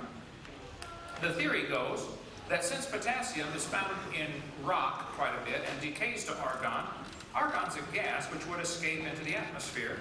So they say, well, when a volcano erupts, it should reset the clock to 0, and we should have any lava flows, when they're fresh, should reset the clock. And this is how they date things by what's called an event horizon. You can look at any textbook. I'll show you here. Potassium decays at a pretty slow rate. 1.3 billion years is considered the half-life of potassium to argon. Okay? About 80% of potassium in a small sample of iron can be removed by distilled water in 4.5 hours. So, in conventional interpretation of potassium-argon age data, it's common to discard ages which are substantially too high or too low compared with the rest of the group, or with other available data such as the geologic time scale. There's my point. It has to be based on geologic time scale. The KBS Tough, for many years in all the science magazines, was dated between 212 and 230 million years old based on potassium-argon dating. Nobody argued with this. It was dated many, many times. Everybody said the KBS Stuff is 200 and some million years old. Until a problem came up. Richard Leakey discovered a human skull, KNMER 1470, under the KBS Tough. Well, now we got a problem. They knew it wasn't an intrusion. It wasn't a burial where somebody dug through the layer and buried it. They checked all that. They said, man, we got a pretty normal human skull under a layer of ash that's 212 million years old. We can't have that. It upsets the theory. So they redated the KBS Tough, even though it had already been dated many times before. They never would have checked it had it not been for this fossil that was found. Now they got ages from 0.5 to 2.6 million years old. I would like to point out two things. That's way down from 212. Secondly, that's still a 500% error. Half million to 2.6 million? We can talk a long time about that one, but the way they keep adding age to the Earth, okay? The Earth, if you want to believe it's billions of years old, that's fine, but I don't think you should use potassium-argon dating to do that, okay? A Hawaiian lava flow, 1801, a known eruption, was dated with potassium-argon dating at 1.6 million years old. It didn't work, okay? A Hawaiian lava flow, let's see, in 1959, they knew when the lava erupted. It's supposed to reset the clock. It's supposed to make an event horizon. Well, how come it's 8.5 million years old? Sicily, Mount Etna erupted. I was climbing on Mount Etna 2 years ago. It erupted 1964, gave a potassium-argon age of 700,000. The 1972 eruption gave an age of 350,000. Brand new lava from Mount St. Helens was potassium-argon dated, and it gave ages of 350,000 to 2.8 million from the same rock. This is brand new lava. So if you want to believe there are event horizons, you can believe that, okay? But rocks of known age, when you date it with potassium-argon dating, it doesn't work, okay? If you date a rock of unknown age, it is assumed to work. This is silly. Now, the potassium-argon dating for the KBS stuff is just one example. Here's how it's done. If you find a fossil underneath a layer of ash, the two layers of ash are called event horizons. Check your geology book, they'll tell you about this. And so the age of the fossil is bracketed by the two event horizons. I'm telling you, it's not accurate. This is not science. Somebody wants to believe that, that's fine. But see, one good experiment's worth a pound of theory any day. Okay, you can have all the theories you want about potassium decaying to argon slowly and the clocks being reset when the volcano erupts and leaves a layer of ash or lava. I understand the theory. In practice, it doesn't work. So I don't want to hear about it. Go ahead. Okay, you don't want to hear about it. Fine, well, I want to see some science. I can show you the scientific evidence says it doesn't work. When they test it, it doesn't work. Now, you can tell me all you want about it, but and I'll listen to you. But if you want me to pay to teach that potassium-argon dating works, I'm sorry, I object. It doesn't work. It's been proven over and over it doesn't work. Okay, I'm not familiar with the sources that you're getting these things, so I will... Okay, now let me ask you a question. Let me ask you a question. Would the source matter? If it was an evolutionist, would you believe it? And if it was a creationist, you wouldn't believe it? If the evidence is true, if it proves it, then I would believe whatever the proof shows. Okay, here you go. Here's the source right at the bottom of the screen. You can look it up for yourself. All right, I will. These are all right on my website, drdino.com. The same thing with carbon dating. You have similar problems, and I have all the sources listed. If you don't believe me, I'll show you here. 1949, when they first invented it, the lower leg of a mammoth dated 15,000 years old, but the skin was 21,000. Living mollusk shells dated 2,300 years old in 1963. Science Magazine, volume 141, check it out, okay? And the 12th Nobel Symposium, they said if a carbon date supports our theories, we put it in the main text. If it does not entirely contradict them, we put it in a footnote. If it's completely out of date, we just drop it. They pick the dates they want. Freshly killed seal, carbon dated 1,300 years old, Antarctic Journal, volume 6, September 71. Still not working, 71. U.S. Geological Survey paper, which I've got, people have said that's not correct. We can talk about that if you like. Right? But they said baby mammoth was part of it was 40,000, another part's 26,000. Same animal getting two different dates. Anthropological Journal of Canada, 1981. They said no matter how useful it is, the radiocarbon method is still not capable of giving accurate and reliable results. There are gross discrepancies. The chronology is uneven and relative, and the accepted dates are actually selected dates. This whole blessed thing is nothing but 13th century alchemy. It all depends upon which funny paper you read. And again, I think you're missing a much bigger point, okay? Even if the Earth were billions of years old, that doesn't help the evolution theory. All it does is hide it long ago and far away like a fairy tale. We don't see any evidence for it today. Dogs are still producing dogs, and that's all we've ever seen. And anything else is something you believe off in La La Land, okay? But it's not science. So the age of the Earth is only the first obstacle. I don't think it can be overcome, and it certainly can't be overcome with carbon dating or potassium argon dating. But that's just the first obstacle. And I'm not, again, asking for my view to be taught. I'm asking for lies to be taken out of the books. Now, nobody yet tonight has come forward and defended any of the lies I shared tonight and said, that's not a lie, it's true. Is somebody come forward and defend, is it true the embryo has gill slits? Is it true the whale has a vestigial pelvis? I want to see the evidence for that, okay? Go ahead. May I defend your attacks on vestigial organs and... Sure. Also, related to that, several times tonight you've cited as evidence against evolution that dogs do not produce non-dogs. And Wait, one thing at a time. You want to talk about vestigial organs or dogs producing non-dogs? well, I want to talk about both, but I guess we'll we'll talk start about both, with but just one at a time. Okay, we'll start with dogs then. Okay. Do you believe dogs can produce a non-dog? Not through one generation. No. Okay. So do you believe it's something that would require millions of years, and therefore it's not observable, so it's something you believe, not something you can show me? It's not part of science. Do you see my point? If you don't see that point, I can't help you. Okay. But you're not seeing. I feel that you don't really. You're attacking the assumptions of evolution, but I don't feel you even understand the assumptions of evolution. No, I very much do understand. I understand See, that you have to believe it happened. You believe it could happen if you had millions of years. Okay, you just left science and went to religion. Go ahead. Okay, but you said that the dogs cannot produce non-dogs, but that is not what evolution says at all. Evolution says you take two populations of dogs and expose them to very different selective pressures, then eventually microevolutionary traits will build up, and eventually.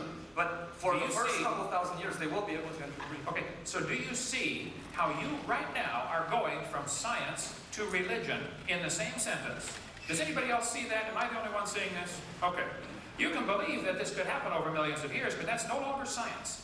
Science is what we can observe and test and study and demonstrate. I don't care what could happen over millions of years. What happens? We have 6,000 years of recorded human history with people telling us dogs produce dogs. What evidence do you have that would say that something other than that can happen? Don't tell me what might happen over millions of years. Where's the scientific evidence? Okay, put in another way. Do you believe that 1 apple plus 2 apples equals 3 apples? What does that have to do with dogs? Are we changing I'm subject? kidding. So you can imagine that, right? I want to stay on topic. Yeah, I believe 1 apple plus 1 apple equals 2 apples. I agree. Yeah. So do you believe that 1 million apples plus 1 apple will equal 1,000,001 apples? Or 1 million plus 2 million apples will equal 2 million apples? If you're going to give me every possible example, we're going to be here for a long time. Well, you've never sat down and added. Yeah, I taught math. I believe that. Yeah. I understand. Okay. So, you don't need to have seen personally millions of years of evolution to have to believe it. Oh, now you have a false analogy here. We have mathematical I've never seen 1 million apples plus 1 apple equal 1,000,001. Okay. But that is not the same as saying I've never seen a dog produce a non-dog. That is absolutely two totally different things. That's a logical fallacy. Okay. How is that a logical fallacy? We were talking about millions of mutations and. Okay. Well, I don't think I can help you on that one. If you don't see the problem with that, then I think we probably should go to a different topic. Okay. So, I guess I'm taking up a lot of time. One last. Two questions, and then get in line again if you want. Yeah, Skip, come on back. I want to see you. Go ahead. You have another question about vestigial structures? Okay, yeah, so my last one. Are you aware that humans are not perfectly adapted to walking on 2 feet. That is the reason why so many people experience lower back pain. Wait, now. Let me see if I understand this. You're saying humans are not perfectly adapted to walking on 2 feet, and that's why we have lower back pain. And are you implying that is evidence we used to walk on 4s like an ape? Yes. Okay.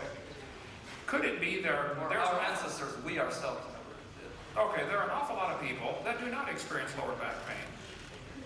There are cultures all over the world that don't have the lower back pain America does because maybe they have different dietary reasons or different exercise reasons, or maybe there's another reason for the lower back pain.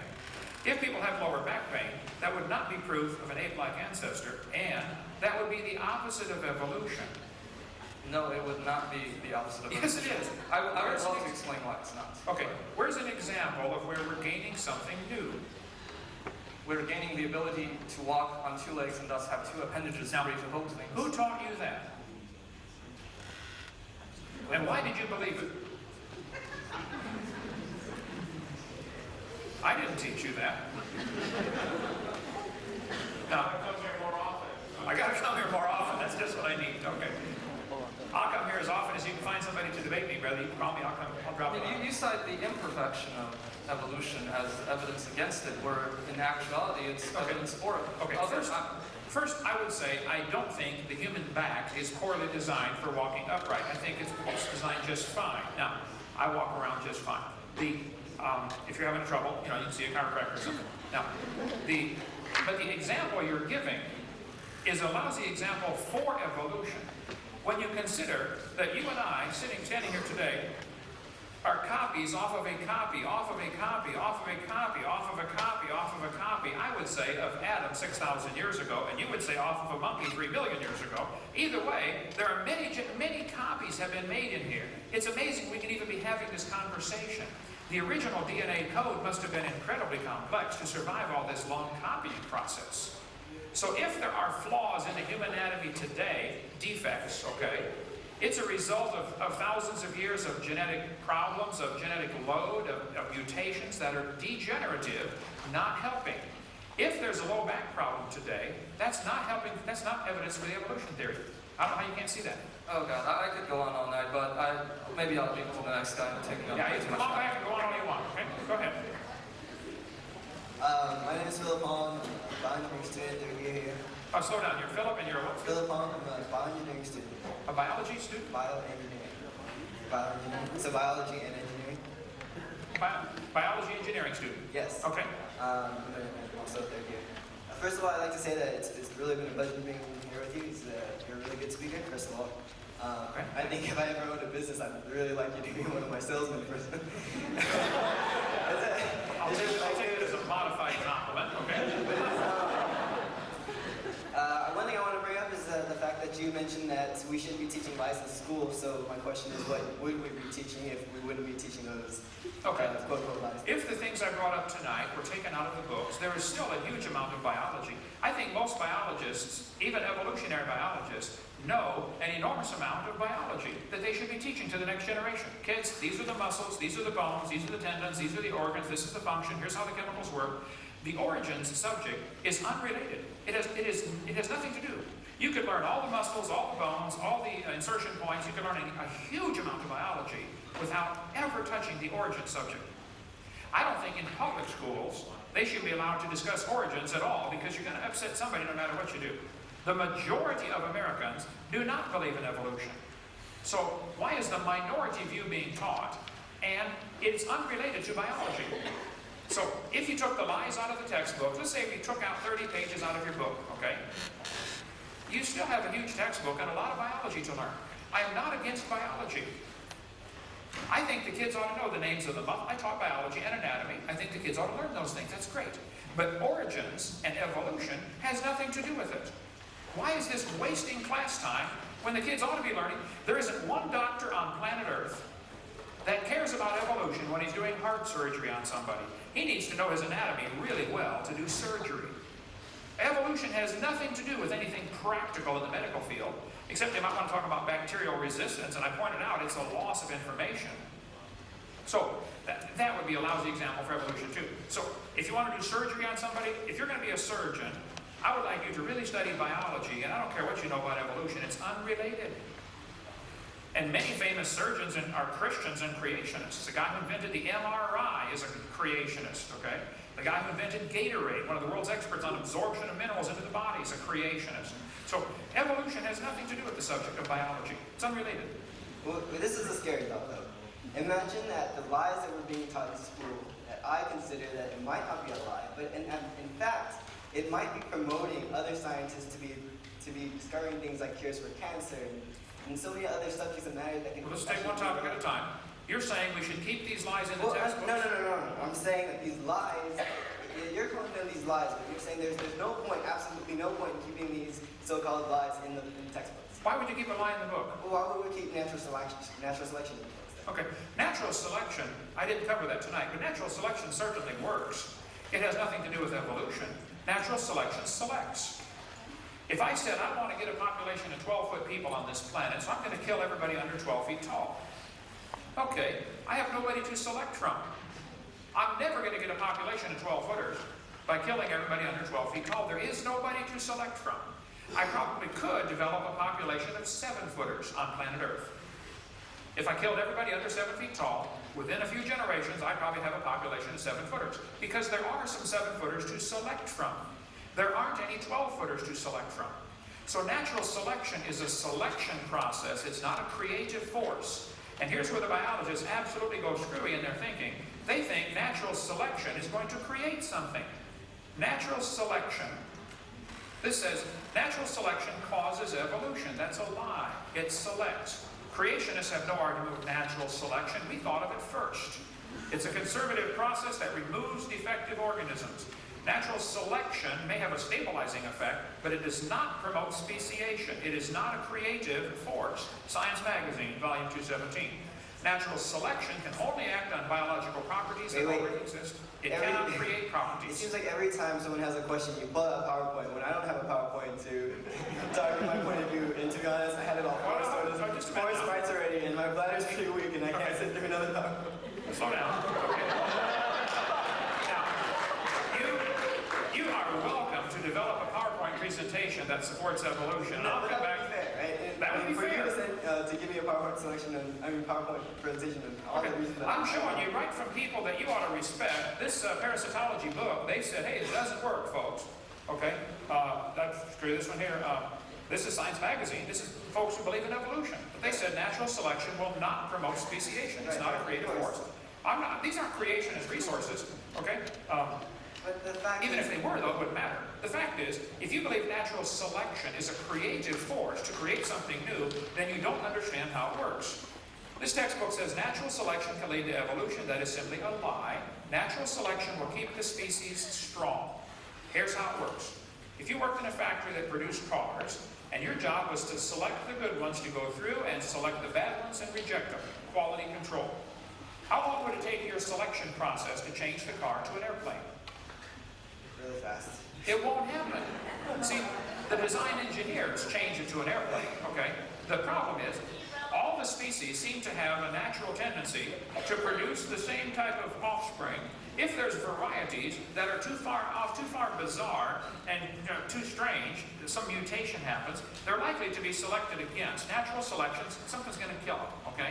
If they can't run as fast or can't fly as fast or whatever, they're going to have some predator wipe them out. Okay, I agree. That's sad and tragic, but it happens. But natural selection is simply a stabilizing force. It's not a creative force. So, I agree with natural selection, but it doesn't help your theory at all. Well, my theory is basically that you're saying that lies shouldn't be in books, and I'm considering these lies as being observations that are written in books, and that everyone has the right to not read these textbooks if they don't want to. Well, wait, no, slow down. No, we'll talk one time. You're saying there are lies in the books, and everyone has a right to not read those books if they don't want to. Does everyone have the right to not pay for those books if they don't want to? Yeah, I think so. You think so? Good. Yeah, you're on my side then. Thank you, sir. That's all I want. Don't teach lies in the books. But we're not teaching lies in books. We're teaching observations in books. They're not teaching lies. Observations lead to creativity. Creativity leads to new science, and new sciences leads to truth. And the fact is, even if you say that, that all these lies are in the books, right? These lies that we can't teach our kids. What are we supposed to substitute it for? Creational? No. But you're not saying it. You're right. What you're exactly going to say One right thing now at a is time. it's Slow not- down. Look, you the guys. burden of proof. Wait, the burden of proof is not on creationism. It's on us. But if we took the lies out of the textbooks, there would still be a lot of good biology in There would them. be a whole shitload of good Okay. biology. I'm sorry. I'm not against biology. I'm against teaching lies. It's not true that the embryo has gill slits. That was proven wrong 128 years ago. So what Why? are you going to Hey, by the way, replace with Paul, those lies? Paul, You're saying replace it with the rest of the things? No. I don't have to find a replacement for it. It's a lie, take it out. It shortens the book by 3 pages. Okay. Here's the textbook used at this university. I have that. Am I right? I really like it. On page 1018, That's actually a different example. That's not the embryology one. No. Excuse me. The little- embryology? okay, yeah. I'll look that up if you want. Yeah, see if they find the embryology one. I just saw that without my glasses on. Because they have that section of the embryo circle. Yeah. Just check the index, see if they have embryology. So, it is your argument, we can't take a lie out of the book until I find a replacement? If you're going to attack textbooks, you should be attacking media. You should be attacking legal law. And all Wait. sorts of things. I'm not paying for the media. I'm not paying for the media. Here, I'm paying how for about this that. crazy idea? Your kids watch the media, they listen to lies, and they go out and spend their money because of the media. Okay, I'm not paying for the media. Okay, directly you're not paying for the media. If the media ever Did becomes... you buy PowerPoint? Did you purchase PowerPoint? Well, listen now, if the media ever becomes tax-funded, Okay. then we'll have the same You argument. mean if you're not paying out of your own pocket for your own purpose? You mean you're Yeah, paying it? I don't take the newspaper. I don't want to pay for the propaganda, so I don't take it. Okay, somebody else wants to, So that's fine. this entire presentation that you provided was based on economics. You're missing the whole point. If we took the 20 lies out of the textbooks, that doesn't hurt anybody. It actually improves the teaching of biology. Are you sure? Take lies out of the books. Let me ask you this. Take observations of the books and what No, happens. I didn't say observations. Everyone knows everything about skeleton muscles and your digestive system. I can read that over and over and over again, but that's not gonna make me want to be more intuitive and be more creative. And if I read something about vestigial organs and I'll be actually curious about it, because there isn't enough facts on vestigial organs. Because there are not enough facts doesn't mean it is a lie. Wait. So I'm gonna go ahead and study more about vestigial organs because the fact is I'm a scientist and I'm interested. But if you take out these so-called lies, you're limiting people. You're limiting education. That's basically what you're doing. Okay, listen to what you said. If we take lies out of the textbooks, we're limiting education. Okay. Now, you need help, okay? And I'm here to help you. And the help that I'm gonna get is gonna be going through that door and going to the restroom. That's what's gonna happen. Now, you can walk in and don't knock my projector off of it. Taking lies out of the textbooks is common sense. If you had a book, if you were teaching math and found a book that said 2 + 2 is 5, would you want that to be corrected? Of course. Is taking that out of the textbook, stopping education? No, it's helping education. I want you to teach evolution. If you use facts to back it up, I just don't want you to use lies to back it up. That's all. Go ahead. I would like to refer to fossils. I'm a history. Timothy Underwood. I am a history major, and I am not a scientist. My knowledge of the question of evolution extends very little beyond general popularizations that you will find within the field. I would like to ask, you argue that all of the evidence for evolution that is put forth are lies. No. I did not say all of the evidence for evolution is lies, okay? And the things I pointed out are lies. Those ought to be removed. Okay.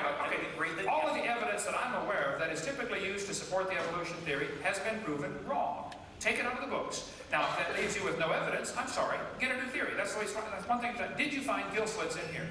No, I found 2 other things. Okay, if gill slits is not in there, this is wonderful. That's a success. Berkeley is not teaching one of the 25 lies in the textbooks. Yay!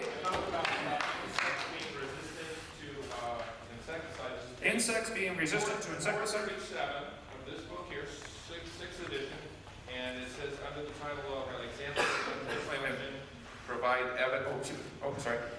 Examples of natural selection provide evidence of evolution.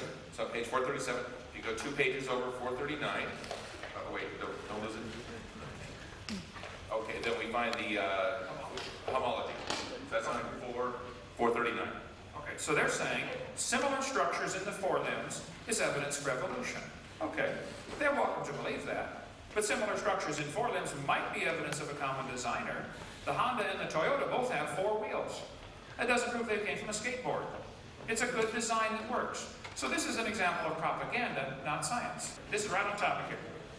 If you're going to say majority opinion is how we're supposed to decide right from No, wrong. I'm going to say that the opinion of the geneticists is how we should decide whether they come from different chromosomes or not.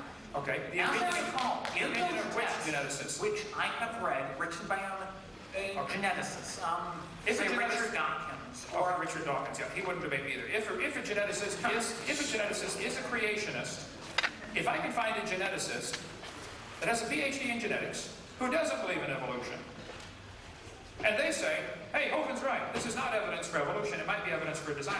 Would a creationist's opinion matter? Even if he had 10 PhDs, or is he automatically disqualified just because he's a creationist? You tell me. if he had 10 legitimate PhDs, his opinion would be valid. And it would be on the part of the question if Okay. we're going into what's any of consensus opinion Right. within the scientific community. Let me try to get I.e. the vast majority of Right. the scientists. I want to try to get you to who do see not a bigger have, picture here. Okay. I want to try to get you to see a bigger picture. I have several people on my staff, I think 7, who are from the Soviet Union. Okay? Including my daughter-in-law. If a teacher stood up 10 years ago in the Soviet Union and said, kids, I don't think communism works. I think capitalism is a better system. Would you agree, 10 or 15 years ago, that teacher would certainly lose his job and possibly lose their life. They certainly would end up in Siberia if they're still alive. There would be a great pressure. The teachers could honestly stand up in the Soviet Union 15 years ago and say, all teachers believe in communism. Yeah, because what happens if you don't? Okay, we've got the same exact pressure here in America, and I can show you 50 examples if you'd like, including Professor Dean Kenyon over at San Francisco State, where I was a couple hours ago, who nearly lost his job simply because he changed from being an evolutionist to being a creationist. They said, well, then you can't teach here. They took him from tenured professor to a lab assistant. I'll give you 50 examples in a minute if you'd like that. Now, I'm telling you, here at Berkeley University, the land of free speech, if a professor gets up and says, in a biology class, and says, kids, I have really doubts about this evolution theory. I think what we're teaching are lies. I don't think this stuff is true. They would lose their job. You don't have free speech here. You guys don't know the first thing about free speech at Berkeley University.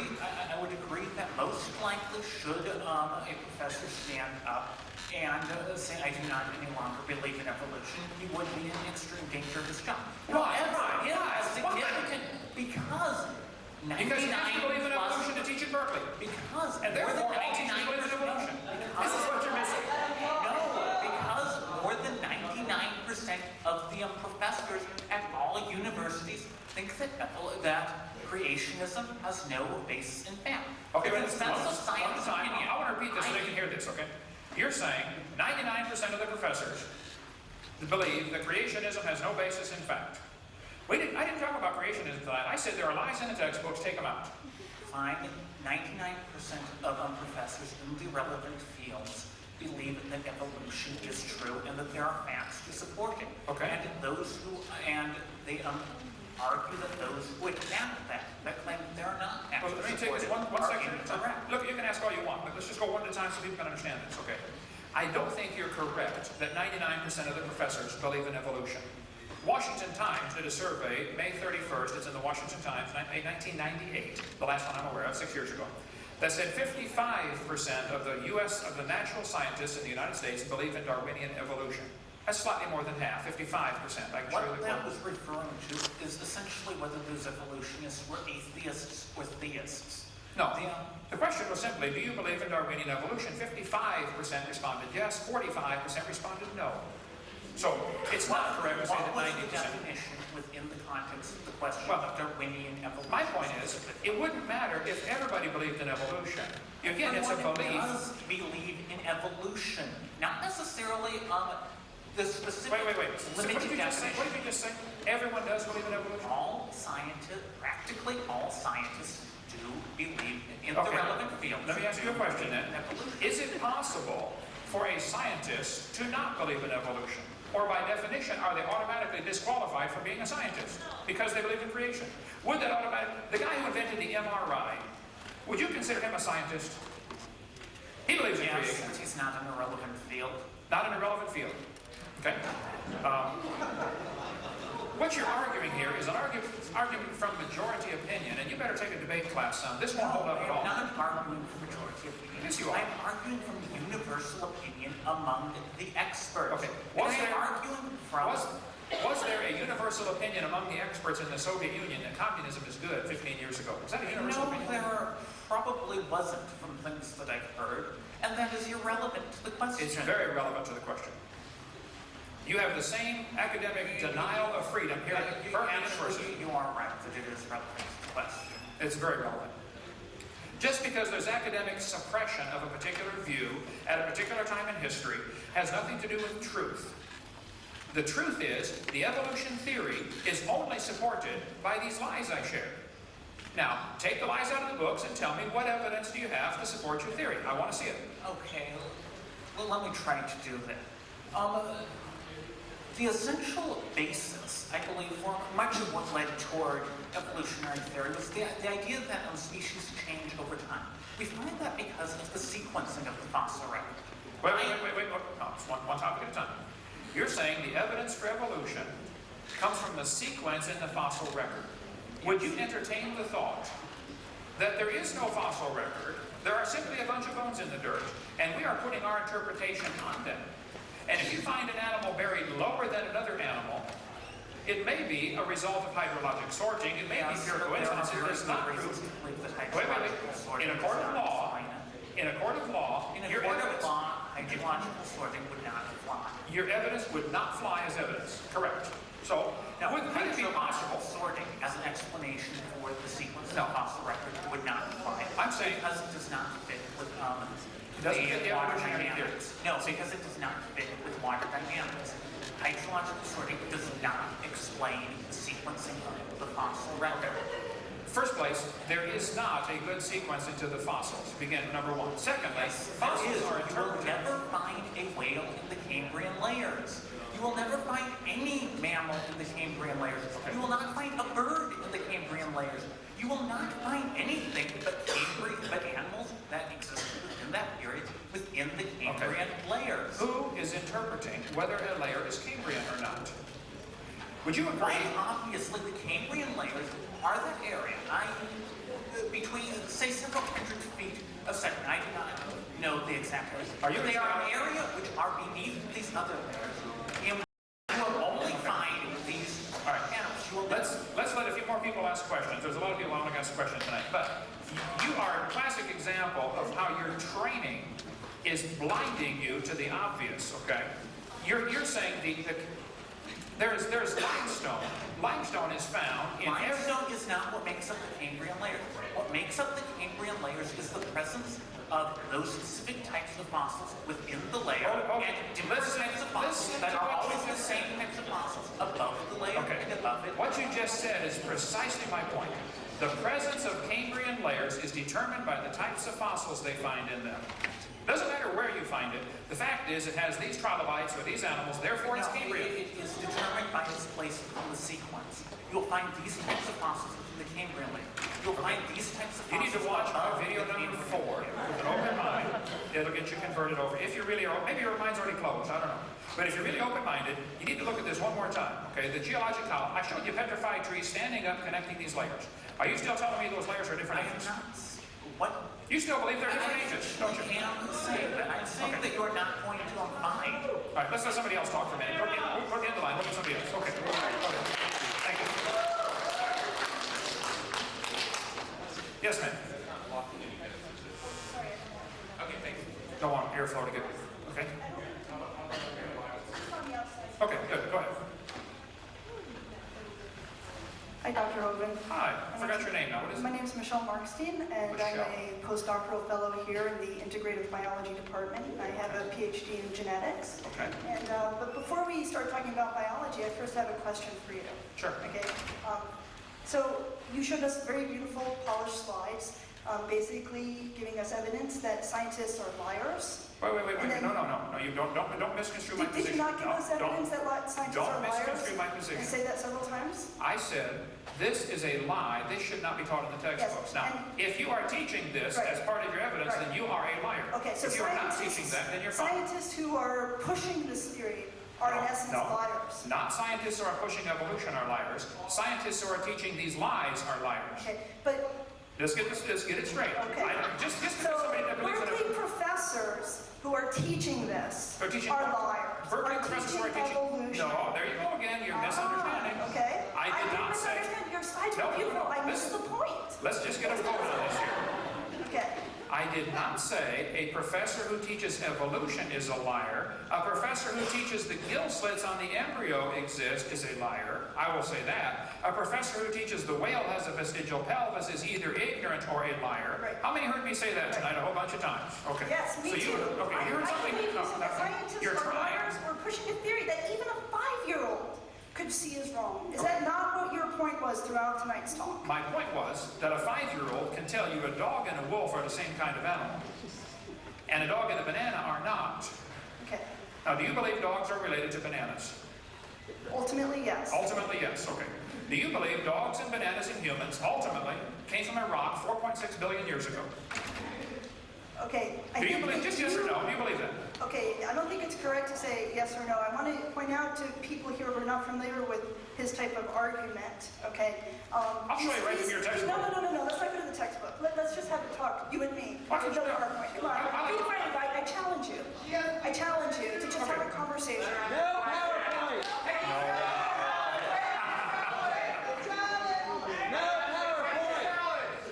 Oh, I'm glad. I want to show everybody the folly of believing that a dog and a banana have a common ancestor. Let me tell you about what I study. Okay, tell me. But first I want you to still answer my question, then we can talk about some evidence for evolution, okay, Okay. based on what I actually study, which, just as a little teaser, are commonalities between fruit flies, those things that you say we mutate and have, make them have curly wings. Right. Okay, I find those flies very useful, actually.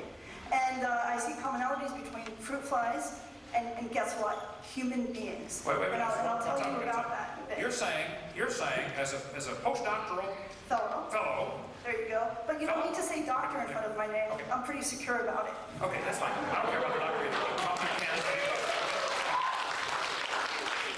You're saying that there are similarities between fruit flies and humans, and this proves. No, I'm not saying it proves Okay, evolution it's evidence. at all. It's But evidence. there's a misconception. So I am not an evolutionary biologist. I am not qualified to debate you on most of the issues you put up there. One Okay. thing that you guys may not know, okay, is that evolutionary biology is basically the fabric of biological sciences. So many of us, while we're not studying, we're not experts in geology or asking ourselves how animals evolved, we use the relatedness between animals to make discoveries. And in my case, for example, I study something called innate immunity. And it's a very ancient type of immune system, and it actually exists in animals such as fruit flies and in animals such as us. And what I have found in looking at the genome of these animals is that there's a conserved, what we call a regulatory signature. I've been able to find this in the fruit fly, and now I'm going to use this information to probe the human genome to look for immunity genes and to understand how that works. Okay. And do you know why? To help human health. That's wonderful. why. I'm proud of you. Now listen Not to, carefully. You're not to force flies upon people. You are missing the entire point. If there are similarities between humans and fruit flies, Yes. that might prove the same guy designed them. Yeah, exactly. I agree with you. Thank you. I agree with you. So I want to now point out that one of the flyers we have discusses one such scientist. He was one of the heads of the Human Genome Project. You may know of him. His name is Dr. Francis Collins. I've never met him. I've heard of him. Okay, so Dr. Collins was the head of the Genome Project. He's both an MD and a PhD. And Dr. Collins is also a Christian. Okay? So actually, there are many scientists who are Christians and also embrace evolution. What I Dr. agree. Collins says No argument. is that if God decided to use the mechanism of evolution to create human beings, you look who are we nervous. to You say look that that nervous. was a bad way to do Calm it? down. It's okay. You know You why look I'm nervous. nervous? Because I don't have the rhetorical skills that you do. No.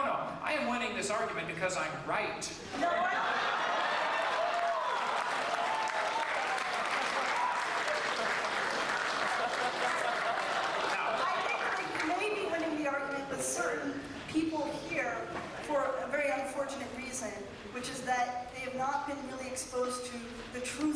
evolutionary biology. Okay. And I think that the way to Let me- be exposed to those truths is to actually take a course in it, which you can do here at Oh, no, UC wait, Berkeley, and I encourage you to do it. calm down, your next question. But let me translate that for you folks, in case you didn't catch what she just said, okay?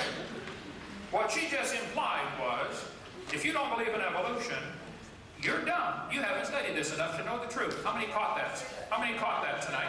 Okay? Repeat your last statement then. Listen carefully, repeat your last statement. Okay, You said, have it on your tape? you got it on tape. You said, I'm winning the argument with some people here tonight. You did, that's right. I'm winning the argument with some people here tonight because they have had the unfortunate position I or something. think it was unfair to say you were winning the argument here tonight, and actually you said you were winning the argument with me. So I'd like to ask, who thinks that I'm winning the argument? What? Okay. Now, who thinks she is losing the argument? It's irrelevant. I'm not here to. Thank you very much for your time. Thank you, ma'am. But you. And if you do have a heart attack, I do know CPR. I'll be glad to help you. Go ahead. All right. My name is Neil. I'm from SS State. I'm an international relations major. International relations, Neil? Yes. Okay. Yes, Neil. Go ahead. So in the first part of your presentation, you talked a lot about the lies that are in the textbooks. Correct. And Most of my presentation tonight was simply, these are lies in the textbooks, take them out. Right. okay. And so you're constraining the argument mostly to talking about those lies and Well, whether they should be since out of the I am paying for these lies to be taught, and I Right. think most people resent lies being taught at taxpayer expense. That's the whole point tonight. Okay. Now, in your presentation, later, you talked about the vestigial organs in whales, and... There are no vestigial organs in whales. Right. Some people are teaching there are. Is that book teaching there are vestigial whale pelvis? Look up whale pelvis. Just look up vestigial. All right, so I'm going to complete the question that I'm going to ask, Okay. and then you're going to respond to it. Well, if it's a real long question, I want to do it in pieces, because I'll forget, okay? I'm on Florida time. I should be in bed 2 hours ago. Go ahead. All right. So, after you said that besides if they lost their legs, that's the opposite of evolution. If the whale has a vestigial pelvis, and that is supposed to be evidence of it losing legs, that is not an helpful example for evolution. That would still be counterproductive. Now, so you're defining evolution then as what? As Well, the evolutionist would say we started from a single-celled organism, which has no legs, and slowly developed legs. Somewhere along the line, legs had to develop. right, but evolution is the process of moving from less adapted organisms to more adapted organisms. Is that your definition of evolution? That is the definition of evolution. Okay, moving from less adapted to more adapted. Organisms, yes. Organisms, okay, that's your definition. Go ahead. Right. So a whale that would be on land and becomes an aquatic mammal and then loses its legs, would you say that's a more adapted or less adapted animal to the aquatic environment? A whale that moves on land or moves off land and loses its legs, I would say... I'm saying an organism, okay. An organism. All right. Okay. So let's say sea lions right now. Sea lions, we're back. Okay. Well, what happened to the whales? They were This is irrelevant. I'm using an example here of an organism that moves into the water. An organism moves into the water, like a sea lion. Right. And loses its legs and Loses its legs? gains in replacement for flippers. Okay. An organism, I would say that an example of an organism that moves into the water and loses its legs and replaces them with flippers is an example of a fairy tale, not an example of something we observe. You can believe that if you want, but there's no evidence. All right, but that's not the question that I'm addressing. Okay. Because you're saying if that happened, that's the opposite of evolution. Yeah. And evolution having an opposite is a profound misunderstanding of the evolutionary theory. And you put it in your PowerPoint presentation, and it's a lie. No, listen. The example I gave was, the textbook says the whale has a vestigial pelvis, and the definition of vestigial is it doesn't need it anymore. But then you said, besides, if they lost their legs, that is the opposite of evolution. That's correct. That is Now, losing something. either you're ignorant of evolutionary theory, or you're telling a lie.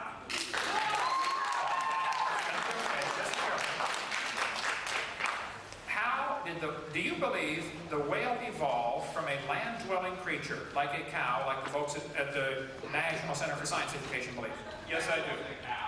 I mean, you can... I showed you their brochure from Bossy to Blowhole. That's a cow to a whale, okay? I'm not saying that I particularly believe that it's a cow, but I believe that it You believe it was a land-dwelling animal that turned into a whale. Okay.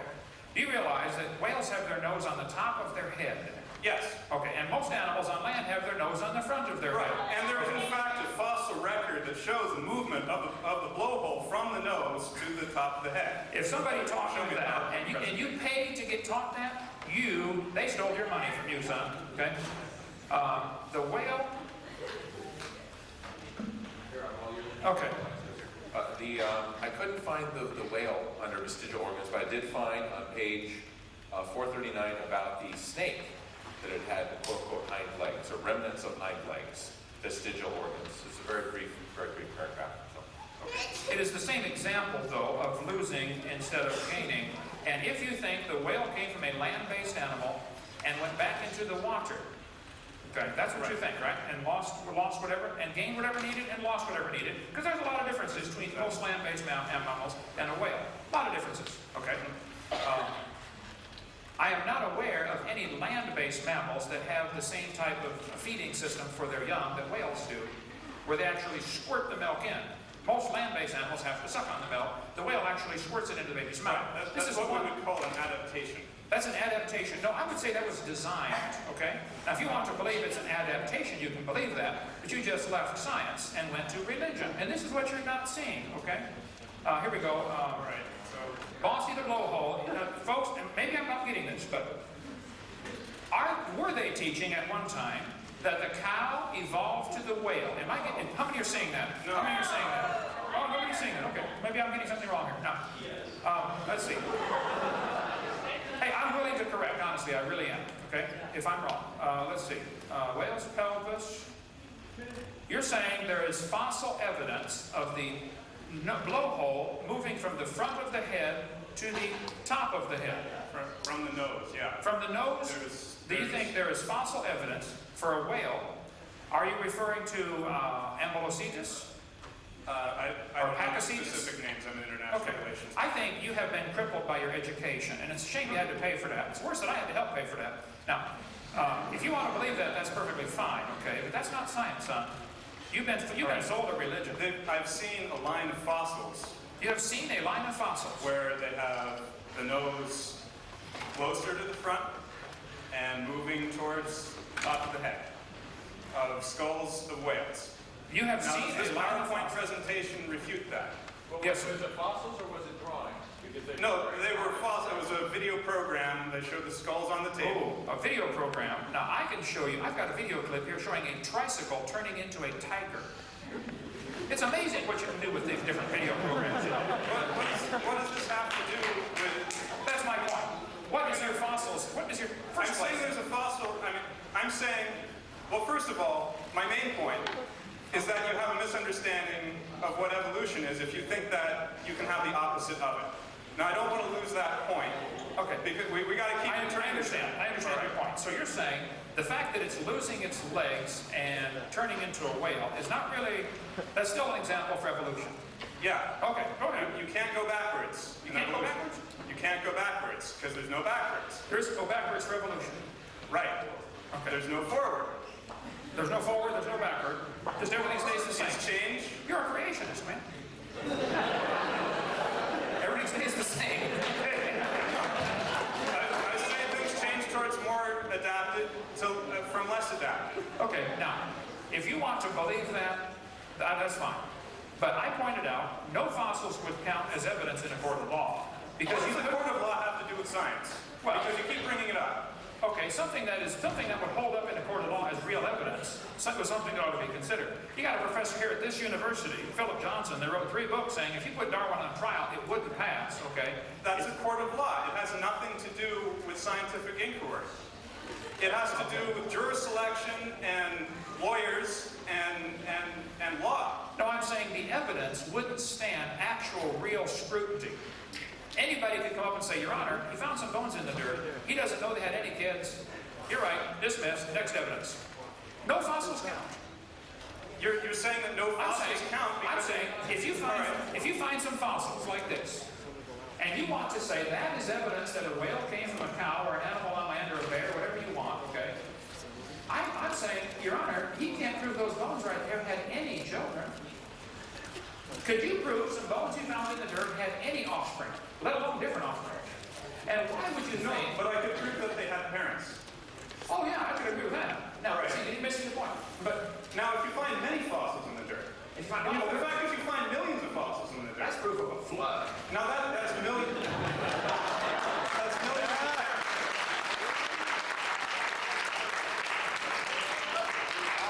Let me just announce that in about 15 minutes, we're going to have to start clearing out. So we're going to have, please no one else get in line for questions, but we're going to have to make it quicker. I know that not all the questions are being answered, and I know that there still seems to be some disagreement in the room. I've sensed that.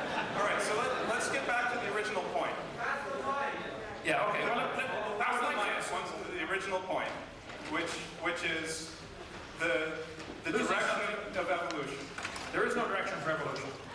That's right. What you said. There's no gaining, there's no forward, there's no going back, there's no coming. I'm saying there's from less adapted to more adapted. Now, would you agree with that? I'm saying it doesn't happen. The whole thing's a fairy tale. All this is taking place in your mind. It doesn't take place in reality. But on the point of opposite of evolution, I mean, do you understand? I understand that you are straining at a gnat and swallowing a camel, son. You want to have people come up here and refute you, correct? Yeah, so far I'd like to see. All right, so I'm refuting this one point. This one point that the whale losing its legs is still an example for evolution. Okay, if you believe that, that's fine. I disagree, but go ahead. Yes, next one. Have to hurry here. We've got a few minutes. First of all, everybody seems really angry. No, I'm not angry. I'm having fun. I could do this every day. I really could. I love this. See, I have the PowerPoint. Go ahead.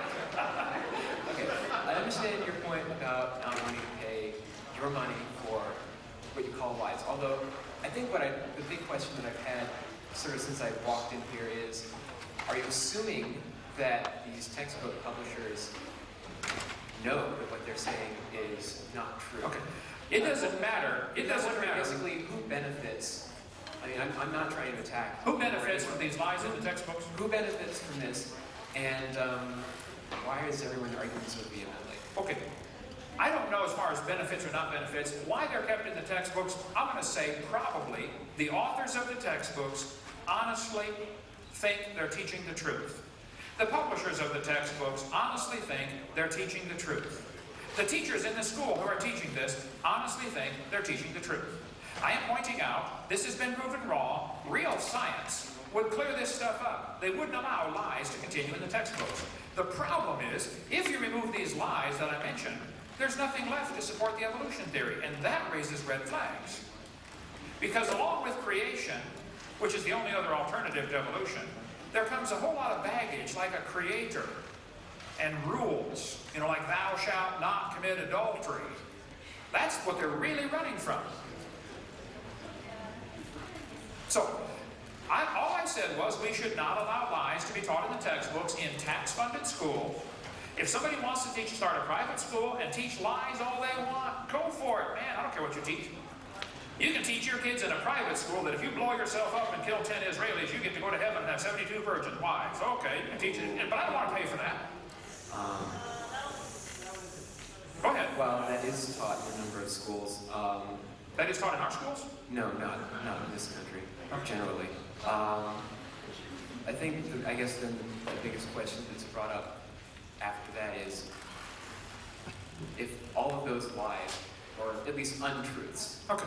If these untruths were taken out of the book? So all of these untruths were taken out of the books from what you know, and I guess for many of the people who have questions and might know more about this subject than me, if all of these untruths that you brought up were taken out, would there then be any basis for believing that there was an original idea of this descent from original creatures to base like evolutionary molecular biology on?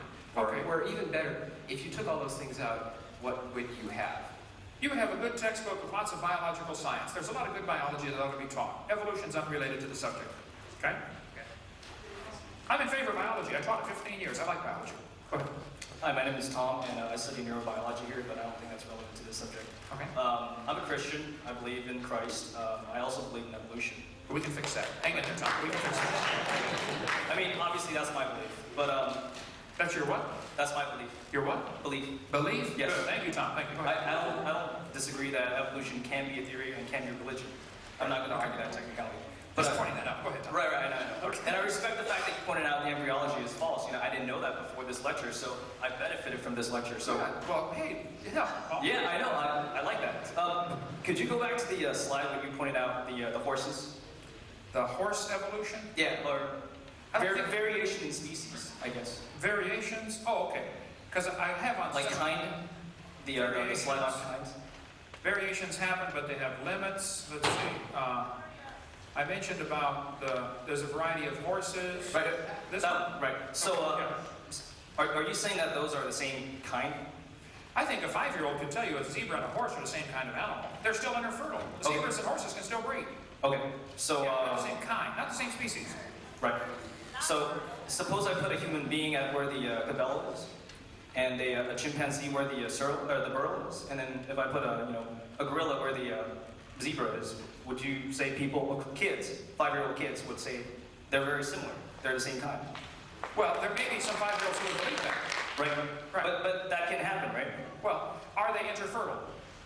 No, I don't think they are. Then they're not the same kind. These two are interfertile. They're the same kind. Okay, so what about a horse and a donkey? Wait, I showed you quite a few examples where the horses, zebras, and asses can all be crossbred. There's a website dealing with that. Right, but their offsprings are not fertile. Doesn't matter. They can produce an offspring. Okay. Okay. The human and ape cannot even produce the first generation, let alone a sterile generation. Okay, but you're saying What? Now, maybe somebody here has tried it. I don't know. I wouldn't surprise me. But go ahead. Oh, come on now. Don't go there. Don't go there. Come on now. Okay. What I'm saying is, I mean, the way you place different animals, different species, in a category that show that they're the same kind, the same can be done for hominids, for primates. Well, first of all, the differences between apes and humans, I think, are pretty profound. There are millions of differences. Like 98%, like 2% of DNA differences? Well, it's actually 5% difference. Okay, 5% differences. Okay. Would you say two things that are 95% in common are very similar? I'd say they have the same designer. Yeah, the same guy. No, not ancestors. No, it wouldn't prove the same ancestor. It could prove a lot of things. Actually, the similarity between a Honda Prelude and a Honda Accord are pretty striking. Yes, they're from the same maker, Honda. You got the point. You got the point. I do get the point. I believe in Christ. I believe He created certain things, but do you believe it's possible that you believe it's possible that humans and apes have similarities because they simply have a common designer? Is that a possibility? That they're not even related, they're just the same guy designed them all? That can be a possibility, yes. Okay, is that something that ought to be taught in schools, maybe? If it's a theory. Oh, no, it involves creation. No, it can't be. It should be taught if it's labeled as a theory. Okay. I'm not saying that creation shouldn't be taught because theory of evolution is a theory. It's taught in schools. Would you agree that it's not taught in the schools? I do agree it's not taught in schools, okay. and I think tax dollars from Christians should not, if they don't want, be funded in public schools that teach a theory that they object. I agree with you. So tax dollars should not go to teach evolution in public schools. They should teach it in private schools. Unless the people that pay the taxes agree that they should. But let's go back to the subject. Wait. How many of you pay taxes for the schools in this state, and you do not believe evolution should be taught, but you're paying for it anyway? How many of you resent that? Okay. So, now, I really want to hear Skip's question. We've only got a few minutes left. Let me just point out one thing. Okay. The textbooks say humans and orangutans are 96% similar, proving a common ancestor 15 billion years ago. This is ludicrous, but I'll just give them that. Okay. Barney Maddox, one of the leading genome researchers, said the difference between humans and his nearest relative, the chimpanzee, is at least 1.6%. That doesn't sound like much, but calculated out, that's a gap of 48 million nucleotides, and a change of only 3 nucleotides is fatal to an animal. If this is a guy saying you change 3 things, you're probably going to die, and there's 48 million differences, that's when they thought it was 1.6% difference. Now they know it's actually 95% similar, which is 5% difference. So it's much worse than they think, and even still, they're missing the whole point. Similarities don't prove any ancestry. It might prove the common designer. So I guess horses and, okay, burros aren't, they're not the same type. They're not the same kind. Girls are not the same. No. That's not what I said. Zebras and stuff. The horses, basically. Horses and zebras are the same kind. Okay. But humans are not. Humans are not the same as horses. No, not To me, there's an inconsistency, but that's my opinion. I'm going to yield my time. Okay, thank you, sir. Thanks a lot. Okay, just before I start, make a quick comment. I disagree with you when you say the burden of proof is on the evolutionists. Because at this university and all over the UC system and universities all over the country, scientists, grad students, some of them are probably here, are applying evolutionary principles and publishing their work in scientific papers. That's how the method works. I know of no scientific papers that have come out of Dinosaur Adventureland that have appeared in Nature or Science or Cell or any of the other major publications. Now, hang on, that said, let's move on to the questions. None of this slap and run stuff, okay? One comment at a time, okay? If you want to use that as evidence, you have got to be kidding. The fact that nobody publishes in a science journal that believes in creation might prove there's some big blackout on creationist information, just like the Soviet Union wouldn't publish an article about capitalism 10 years ago. Go do some science and then bring it to them and convince them that you have something. Because every major revolution in science has taken a long time. You know, some guy doesn't just pop up with a new idea and they say, hey, that's great. Alfred Wegener, who discovered plate tectonics, died before his theory was accepted by geology. It's if you want to go there, let's move on. We don't have time for that tonight, but we can go there. Let's move on to my question. Watch my video number 7. I've seen all your videos over and over again. Yeah, you're going to get you converted. I really am. You may. I may get you converted. It's a crazy world. Now, on to my question. Earlier, you made a statement, something about that evolution plays no role in the medical field. I want to make sure I get that exactly right. I said there is no doctor when he's doing heart surgery that cares anything about evolution. He just better really know his biology. All right, well, let's go. Let me. Is that what I said? Did I get that right? Okay, go ahead. All right. Would you say that then you're saying evolution really plays no role in medicine? If you want to go to antibiotic resistance, I think you're opening a real big... Let's move on real quickly. I'll make this challenge to you. I'll go home and I'll reserve the URL doctorsandevolution.org. Okay? I'll let you write the statement, anything you want about evolution and its relation to medicine. And I know of no single doctor, I can't name one off the top of my head, who actually uses evolutionary principles in his work. But I'll bet you in 30 days, I can have 20 practicing MDs who will all cite, maybe even publish papers they do, where they apply evolutionary principles in their work. Will you accept that challenge? I believe you're probably right. You could do that, but listen carefully. What they're going to do, the doctor... So now we're talking about, you admit that evolutionary principles are applied out there in the medical field. Where is creationism applied in medicine? You're missing it now, Skip. If a doctor writes a paper for your website that says, I use evolution in my practice, ask him specifically what he means. When he's doing surgery on somebody, he doesn't care. Or why are you limited only to surgery? And if I can find a surgeon who actually says, yes, I do use it, okay. Will you then retract the statement you made tonight on your website? Skip, you could probably find a surgeon that believes, life came from Mars, or that there are little green men, living under the White House. And you could also probably find one that believes the Earth is only 6,000 years old. You probably can. I bet I can find a lot of those. All right, let's move on. So the point is... So you're not accepting the challenge, is that it? I don't think it's a challenge. Okay, if you want to do a website and see how many doctors believe in evolution and how many doctors believe in creation, I think you'll be surprised. There'll be many thousands. We won't get anywhere with that. I do want to give the other person an answer. Okay, let me ask you this. Would you agree there might be many doctors who would say, hey, I'm a practicing physician and I think evolution's a dumb theory. Oh, absolutely. And you can also what's the point? What's the point? The point is that you made an insinuation that evolution doesn't play any role in medicine. No, you're making the insinuation that because a few doctors believe in evolution, therefore evolution is part of science. That's not. If I find you 20 practicing medical people who apply it in their work, will you admit that evolutionary principles are valuable to modern science? I would like to see how they apply it in their work and define exactly what you mean by evolution. You're going to find it's nothing but variations like the bacterial resistance. Let's move on to this. Several times you said up there that Haeckel was convicted of fraud by his university, correct? 6 professors, University of Jena, 1875.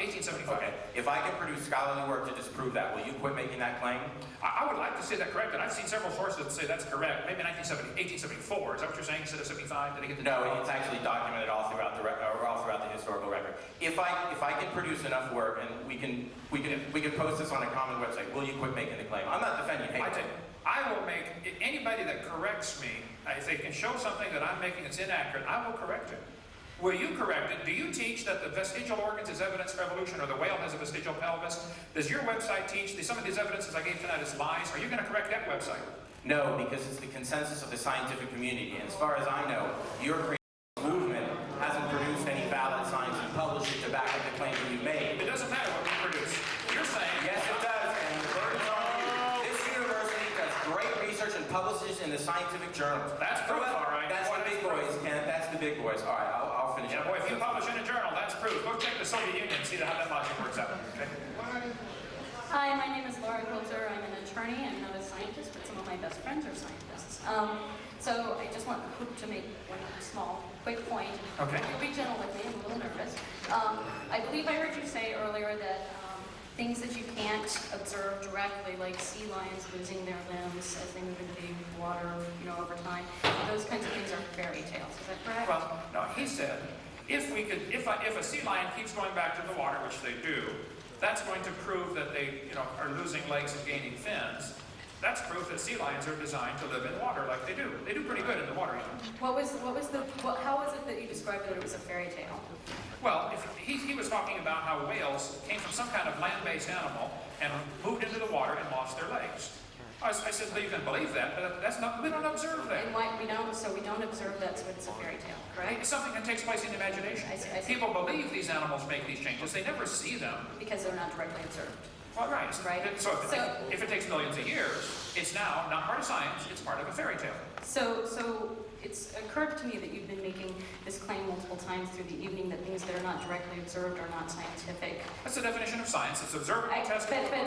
But science actually consists of a lot of things that are not directly observed, that are indirectly observed and are inferential. So I'm just going to leave that at that, but I would actually like to say that you're actually being inconsistent, because earlier you said that the Genesis story was a good story and that the Bible was a good story, and I don't think that you were 6,000 years old, so I don't think that you have directly observed. Well, I'm a very new lawyer. I'm not asking for the Genesis account to be taught. No, but I would like you to distinguish it from a fairy tale, because you've said that things that are not directly observable are not science and are therefore fairy tales. And I would like you to distinguish the Genesis account of creation from a fairy tale. The difference we have with the Genesis account is we have an eyewitness observer. But you do not have any direct evidence. You have not directly observed it, and you cannot. You don't have any evidence that Abe Lincoln was president 125 years ago. That's right. So according to your logic, that's a fairy tale. No. All I'm saying is that according to your logic, Genesis is a fairy tale, and Lincoln is a fairy tale, and evolution is a fairy tale. All of those are fairy tales. Science is things we can observe, test, or demonstrate. I think we do observe and test and demonstrate. We have indirect observations as well as direct observations, and that's what justifies science. Would you tell me, as a lawyer, Genesis is distinguishable from science because it is not directly observable by anybody. Okay, as an attorney, I would like to know. I'm happy to. What is your best evidence for evolution?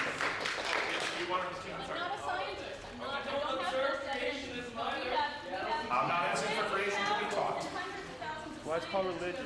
Woven together a wide tissue of science. I know it's a huge fairy tale. I agree. We got to work on this, and I'm working on it. Okay? Conspiracy, and I'm not. It's a big conspiracy. You're right. Go ahead. Last question. We're gonna have to quit. Oh, I got to get the next guy though. I mean, we got to be out of here in 6 minutes. Yeah. Well, there's enough of us we can hold the janitors out. Okay. Hurry. Go ahead. I'm Sarah, and so I just want to ask a question.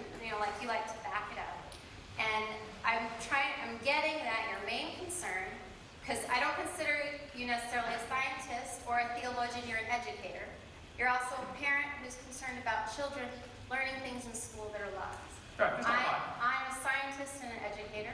I'm also a parent. I'm also, as any parent would be, concerned about their children in school learning lies. Good. So one thing that I'm confused about is I don't understand why you have chosen to bias yourself in trying to write only certain lies that are in textbooks. Actually, because as we all know, there are many lies across disciplines and textbooks. One of the major jobs of educators these days, going through many versions of textbooks, is to try to remove things like loaded questions.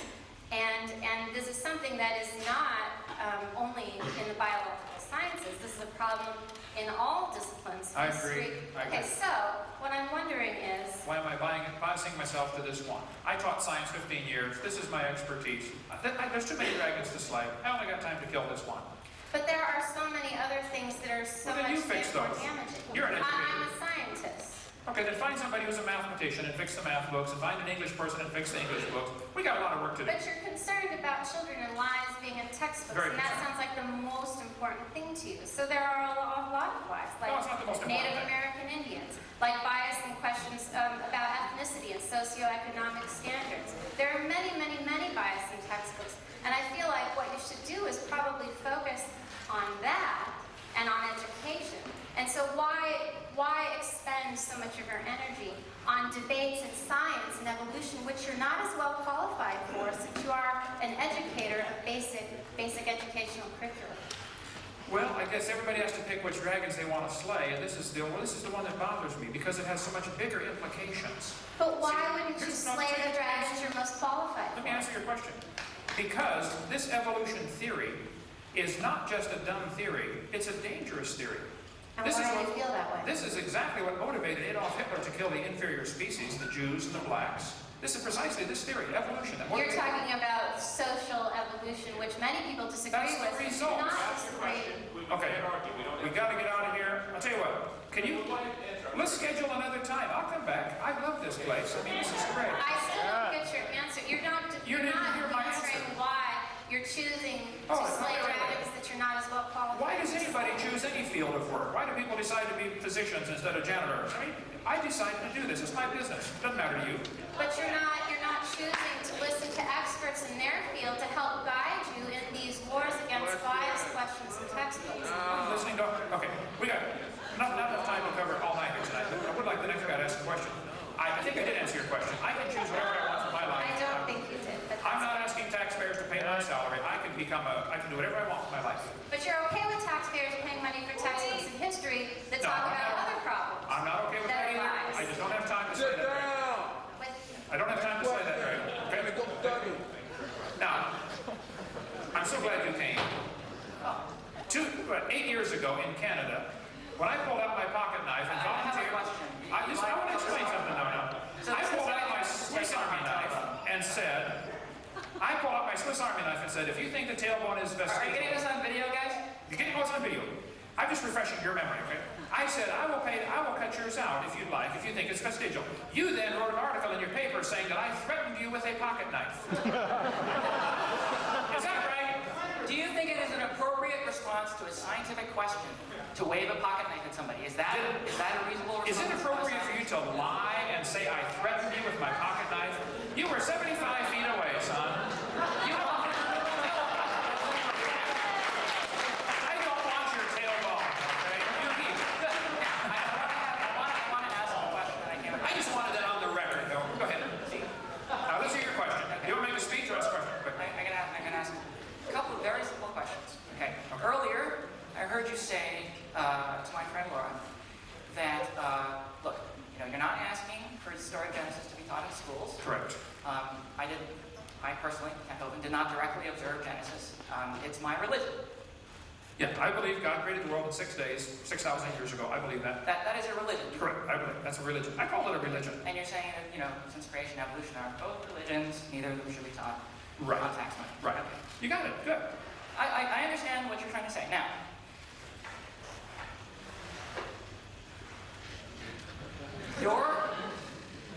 your lectures and your ministry is not tax funded. Is not tax funded. It teaches the literal story of Genesis. Probably. Right? You believe that the earth was created 6,000 years ago by God, exactly as it was in the first chapter of Genesis. Correct. I believe that story. Absolutely correct. Go ahead. Right.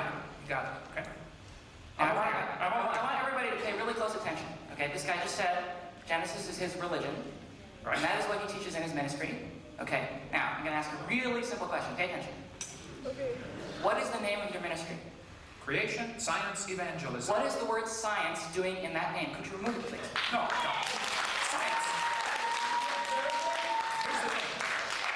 science They is... are both religions, right? You said that yourself. Neither should be taught in schools because they're both religions. Well, then why are we teaching evolution in a biology class? Get back to my question. My question is, why are you misusing the name science in the name of your ministry? If you were honest, you would simply say, look, I believe in God. I'm not afraid to stand up for what I believe in. I don't have to misname it science. I can just call it biblical creation. Now, let me answer the question, okay? First place, I'm not using any tax funds. I can name it whatever I feel like, whether you like it or not. Secondly, science deals with knowledge gained by observations, testing, and experimentation. All of the experimentation tells us dogs produce dogs. So there must have been originally a created kind, because we never see a dog come from a non-dog. So the scientific evidence is strongly in favor of creation. That's why I call it creation science evangelism. And if it bothers you, tough.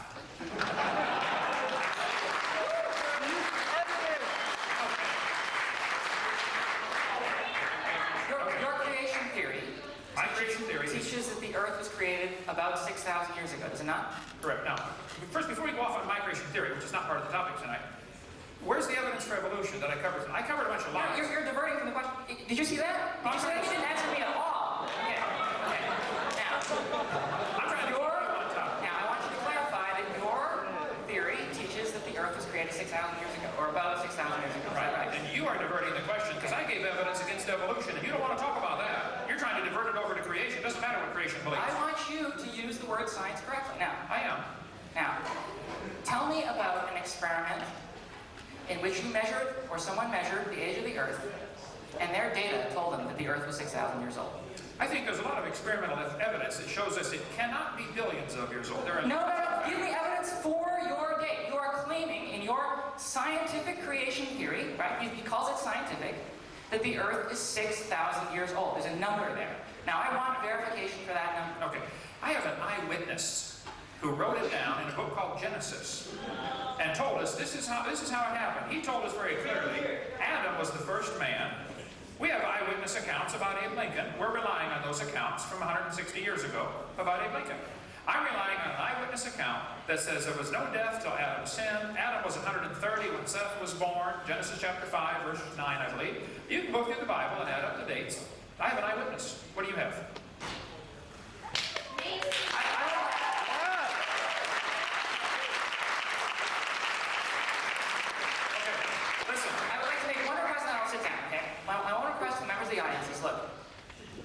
If you are Christians, I know there are a lot of Christians in the audience tonight. Wait, if you want to make a speech, you need to get your own crowd, okay? If you want to make a speech, they invited me to come speak tonight, okay? If you believe in God and you are firm in your faith, you do not need to misname it science in order to tell the people that you believe in God. You can simply be honest and say, look, I am a biblical creationist, I am a Christian, I believe in God. There's no need for you to misuse science for this reason, okay? And once he presents a measurement, okay, by experiment of a 6,000-year-old Earth, I will be happy to let him name it science. But until then, creation science is a lie. Okay. Folks, we are over time. They're going to shoot us if we don't get out of here. Paul, you're in charge. We take another one, or we... last one. Okay. I'm willing to say all night. Good night. Very quickly, my name is Brad. Hi, Brad. I'm a fan of yours, and the reason is I had a degenerative incurable disease 25 years ago that I used creation biblical principles of care and follow up that with a doctor out of San Francisco who taught hundreds and hundreds of doctors of emergency medicine. She had terminal breast cancer in 1992. She teaches to groups 10 times as large, 3,000 people every year. And her website is drday.com, Dr. Day. And she used biblical principles to cure her incurable cancer. The pathology test is on the website. She makes a video that says you can't improve on God. That's the title of her video, and that's what she used to cure her cancer. I suggest you check it out. Okay, now Paul? Yeah. I will come back. Maybe we need to sweeten the pot. None of the professors would debate, okay? Correct. I'll come back. A year and a half ago, we invited 146 professors to debate, from 4 different departments to debate Dr. Hovind. Not a single one agreed to do that. I will come back, and a professor that teaches here at Berkeley, I will pay them $500 to debate me on 3 simple conditions. There could be 10 of them. Okay, they split up to 500. I get half the time. We talk about one topic at a time, and And anybody can videotape it and sell the tapes if they want. 3 simple conditions. Thank you so much. We've got to get out of here. Thank you.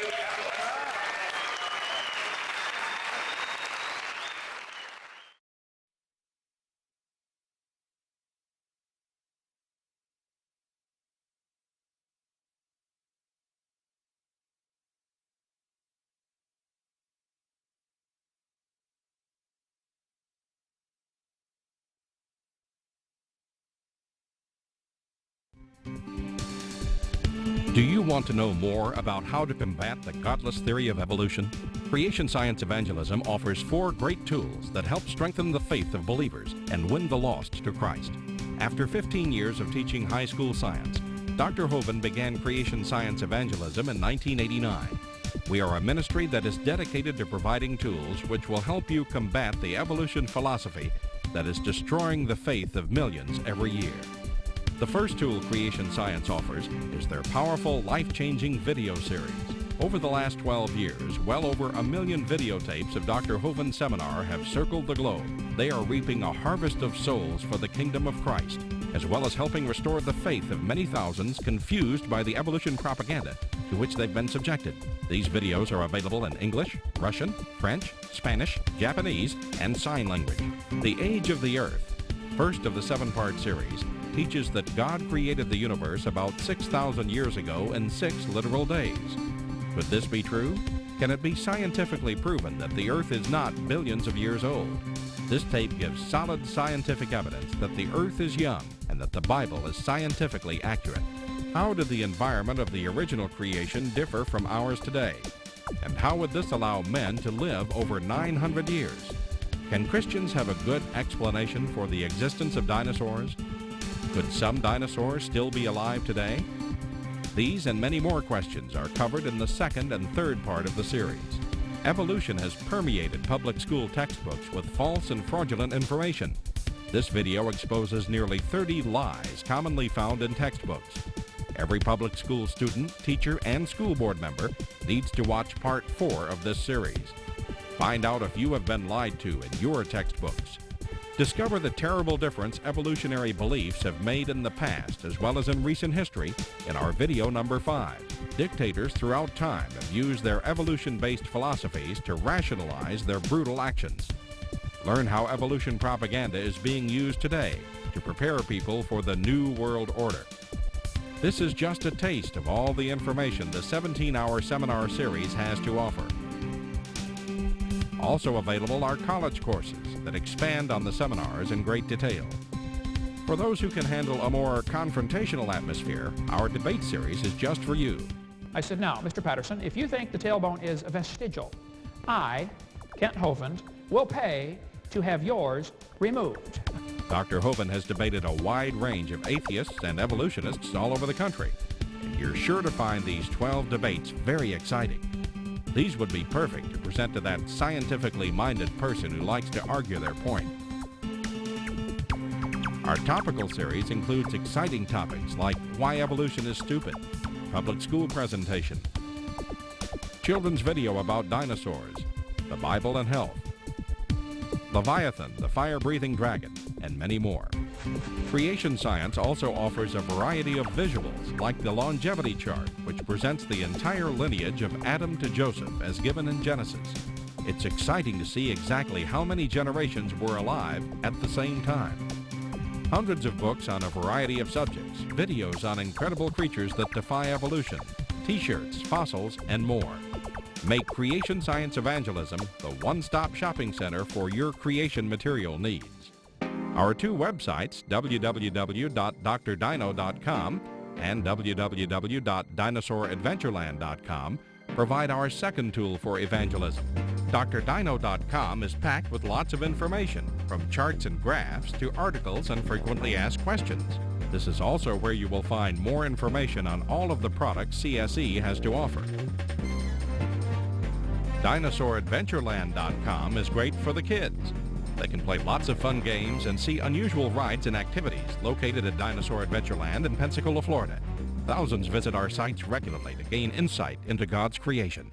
The third tool available to you is the live seminars conducted by Dr. Hovind and his son Eric. Since 1989, Dr. Hovind has held seminars and debates in hundreds of churches, schools, and universities in 49 states and 30 foreign countries. His fast-paced, illustrated seminars cover diverse topics, such as evidence for a young Earth, how long Adam lived, dinosaurs living with man, where races came from, radiometric dating, and much more. Our fourth tool is the new, exciting Dinosaur Adventureland. Many thousands have come from all across America to visit our museum, creation bookstore, science center, and theme park, where God gets the glory for science. Our unusual swings, rides, and activities each have a science lesson as well as a spiritual lesson. Captivate everyone from age 4 to 94.